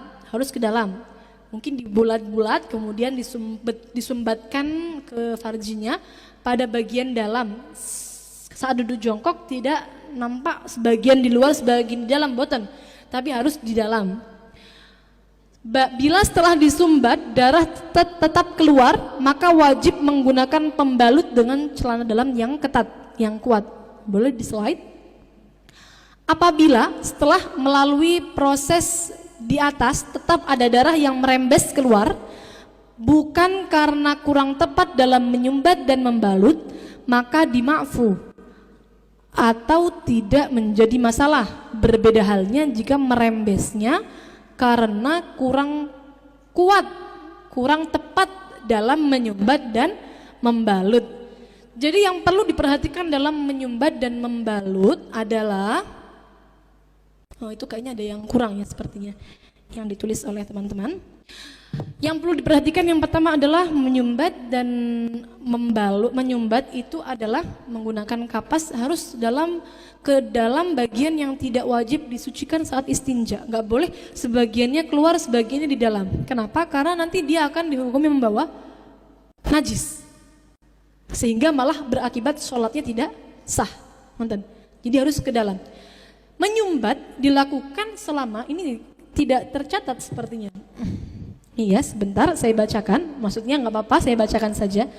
Penyumbatan dilakukan selama bila tidak membahayakan.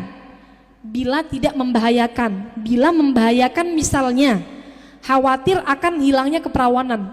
Yang mengalami istihadah ini adalah perempuan yang masih perawan. Biasanya perawan itu kan takut nanti kalau selaput darahnya rusak gimana gitu ya.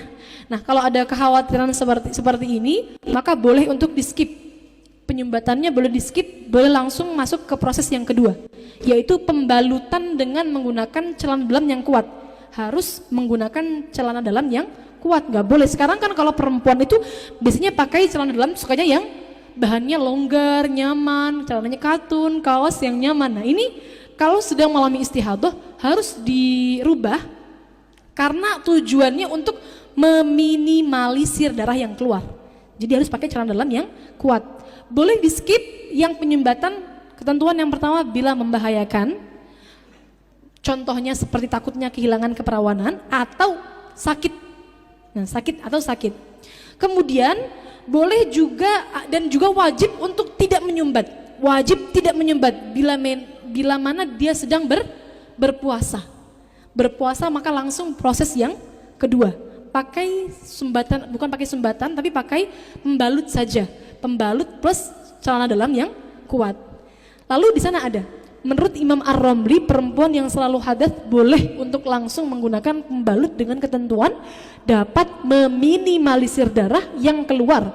Semisal menggunakan celana dalam yang ketat, barangkali mau dipakai boleh Imam Ramli langsung pakai pembalut, tapi harus pakai CD yang kuat. Kalau CD yang normal-normal saja itu kita tidak bisa pakai Syafi'iyah. Tapi masih ada juga menurut sebagian ulama Hanafiyah, belum slide, cukup menggunakan celana dalam saja. Jadi ada kelonggaran lagi.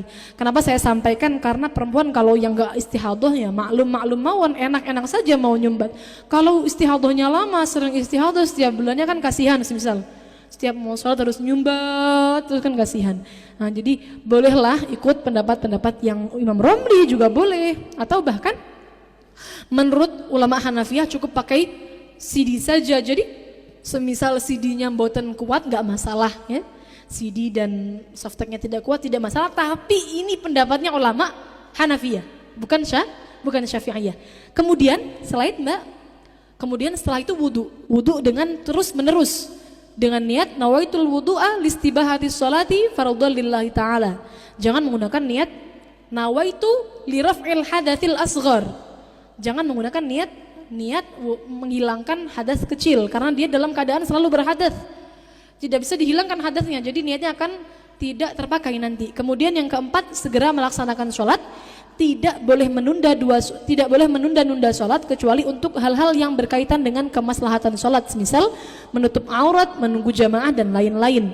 Wudunya orang yang selalu hadas hanya bisa digunakan untuk satu ibadah fardu dan beberapa ibadah sunnah. Jadi sebenarnya untuk perempuan yang istihadahnya biasa saja, bukan istihadah yang kategorinya mutahayyirah. Ada kategori istihadah mutahayyirah. Mutahayyirah itu istihadah yang nggak ngerti terakhir haid kapan, terakhir suci kapan, nggak tahu. Kapan terakhir keluar darah, kapan berhentinya darah yang terakhir. Tahu-tahu dia keluar darah. Ini darah apa? Haid apa bukan? Istihadah apa bukan? Ini namanya mutahayyirah. Kalau mutahayyirah maka wajib mandi setiap hari 5 kali, setiap akan melaksanakan sholat. Tapi kalau bukan mutahayyirah tidak ada kewajiban mandi besar. Seperti itu. Nah, kalau tahu istihadah dan bukan mutahayyirah tidak wajib untuk mandi. Tidak ada ketentuan harus mandi. Cukup wudu saja. Tadi wudu rangkaiannya tadi harus dilakukan dari awal sampai akhir. Harus dilakukan setelah masuknya waktu sholat. Ya. Itu untuk jawaban yang nomor 2. Ya. Harus kita bahas karena memang pembahasan dari pertanyaannya belum kita bahas, tadi kita skip. Ya. Untuk yang terakhir. Kemudian ada satu lagi ketika hutang puasa. Oh iya, hutang puasa ya. 1 hari. Hutang puasa yang ternyata tinggal 1 belum dikodok, sudah masuk bulan puasa lagi. Apakah bisa jadi berlipat ganda ini hutang puasanya? Apakah kemudian yang aslinya 1 kemudian wajib mengkodok 2? Ternyata tidak. Tetap hanya 1. Kalau misal dia punya hutang puasa belum sempat dikodok, sudah keduluan Ramadan lagi, maka berarti kewajibannya adalah membayar fidyah. Membayar fidyah 1 harinya 1 mud. 1 mud itu setara 7 ons beras diberikan pada fakir miskin. Jadinya nanti 1 mud untuk 1 hari berlipat setiap tahunnya. Yang berlipat hanya mudnya, hanya fidyahnya. Untuk hutangnya tetap 1, setiap tahun tetap 1. Misal hutangnya 1, tahun 2018 punya hutang 1, 2019 belum dikodok, maka berarti dia wajib hutang 1 ini wajib dikodok dan wajib bayar fidyah 1 mud. 2020 belum dikodok juga, maka berarti tetap wajib kodok 1, bayar fidyahnya 2 mud. Berlipat ganda setiap tahunnya. Yang berlipat ganda bukan kodoknya melainkan fidyahnya. Seperti itu. Sampun. Untuk yang ketiga tadi tentang perempuan yang ngerekso wudunya. perempuan yang reksa wudu. Nah, ini coba di slide lagi. Saya sebenarnya sudah ada list mayoritas pertanyaan seputar hukum sebenarnya. Tapi karena kita terbatas waktunya, mbaknya tadi ini menanyakan tentang yang nomor H. Apakah hukum berwudu bagi perempuan yang haid, baik darah yang masih keluar ataupun darah sudah berhenti? Sebenarnya bolehkah perempuan haid melaksanakan wudu? Ternyata hukumnya adalah tidak diperbolehkan bila mana darahnya masih keluar. Jadi kalau darahnya masih keluar, perempuan yang haid tidak diperbolehkan wudu. Kita bayangkan saja, wudu hukumnya untuk mensucikan diri dari hadas kecil. Posisi dia sedang hadas besar. Jadi tidak ada gunanya dia wudu, ngonten ya. Jadi tapi ada bahasa seperti ini di dalam kitab ulama salaf adalah kalau semisal cuma gaya tok apa? Melakukan gerakan wudu tanpa niat, berarti bukan wudu ya, bukan wudu. Tapi melakukan gerakannya saja boleh. Melakukan gerakannya saja. Ya nggak niat wudu, cuma niat basuh-basuh saja. Tapi melakukan gerakannya sama seperti wudu, ngonten.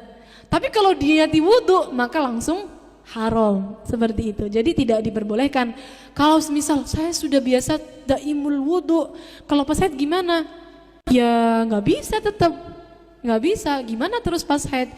Ya digantilah amalannya, mungkin daimul wudu diganti menjadi daimus sholawat. Selalu membaca sholawat, barangkali seperti itu ya, apa namanya, diganti wadifahnya. Dan juga tadi ada yang bertanya tentang menunda obat penunda haid. Apakah boleh sebenarnya meminum obat penunda haid? Jawabannya boleh.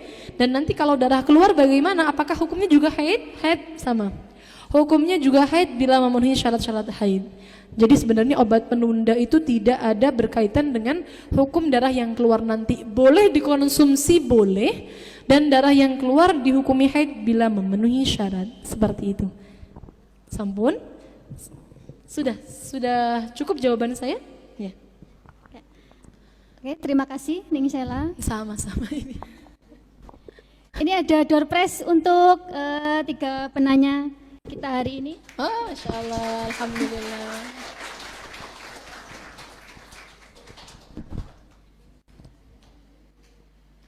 Monggo. Ning Sela.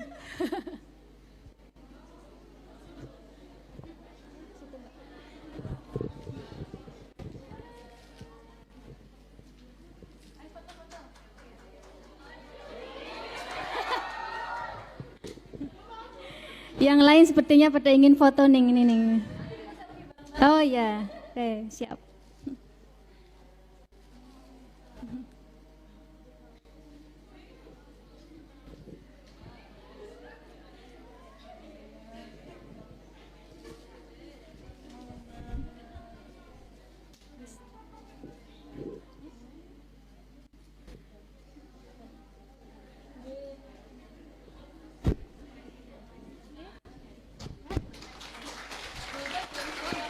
Door prize dari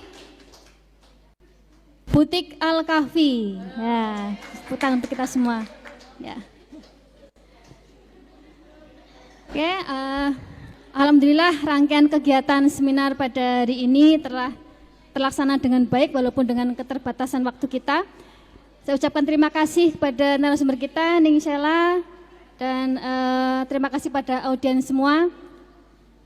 Akhir kalam, saya Nur Hasanah Zahro pamit undur diri. Apabila banyak kesalahan mohon maaf yang sebesar-besarnya. Wallahul muwaffiq ila aqwamit thoriq. Wassalamualaikum warahmatullahi wabarakatuh. Ya. Oke, kita foto dulu sama Ning Sela.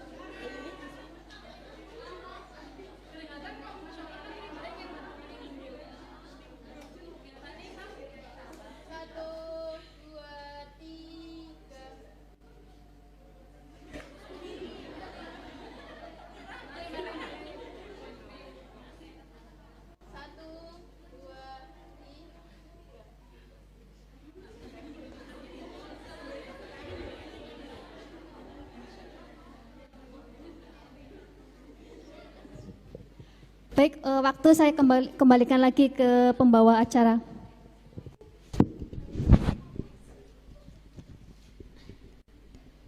Ya, kepada beliau Ning Nur Hasanah Zahro SPSI MPD dan beliau Ning Sela Hasina Zamzami, kami ucapkan terima kasih.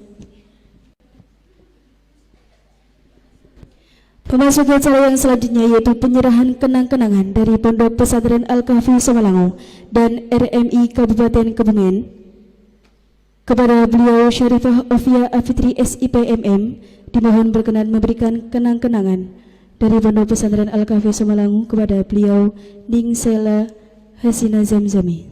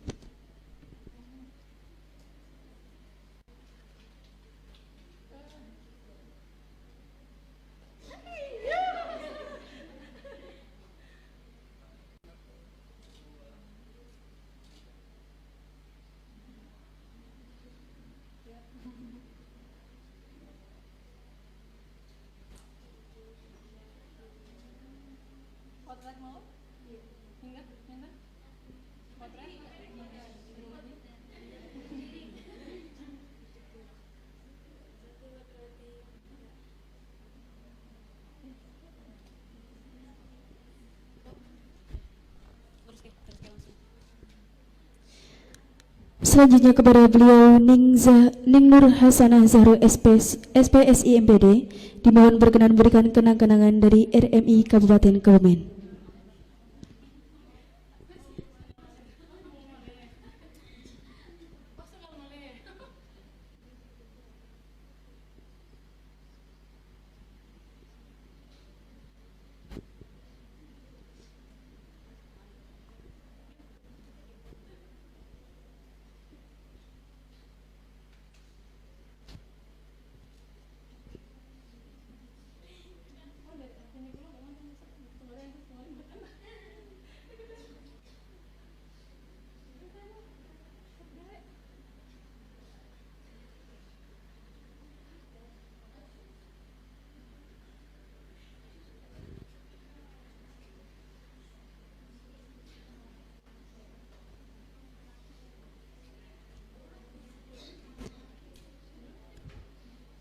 Kepada beliau Syarifah Ofia Afitri SIPMM, Ning Nur Hasanah Zahro SPSI MPD dan Ning Sela Hasina Zamzami kami ucapkan terima kasih.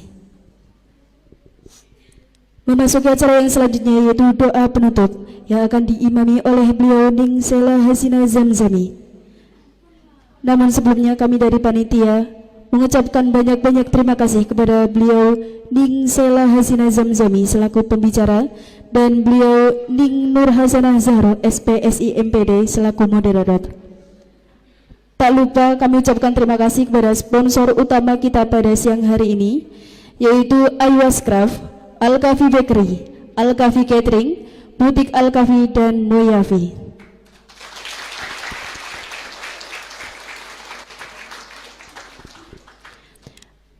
Mari kita tutup acara pada hari ini dengan bacaan hamdalah bersama.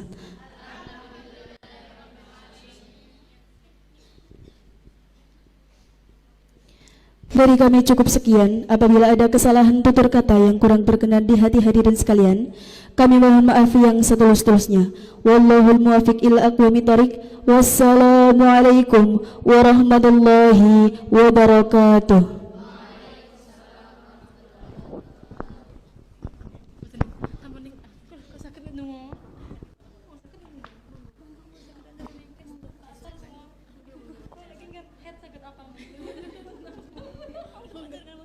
Fatihah mawon nggih.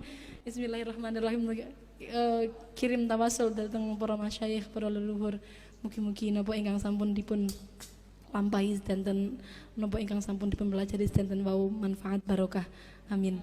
Biridhoillah wa li syafaati Rasulillah lil qabul wal ijabatil mas'ul wa ala ma nawahuna salafuna sholihun. Al-Fatihah.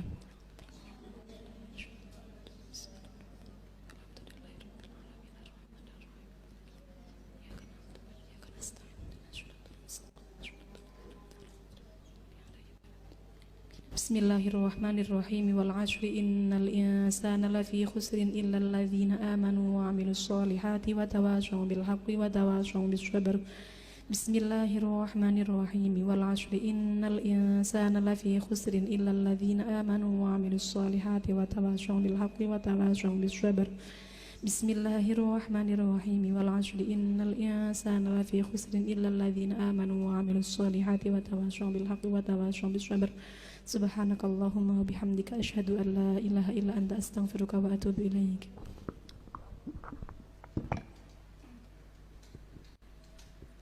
Kepadanya dihaturkan terima kasih.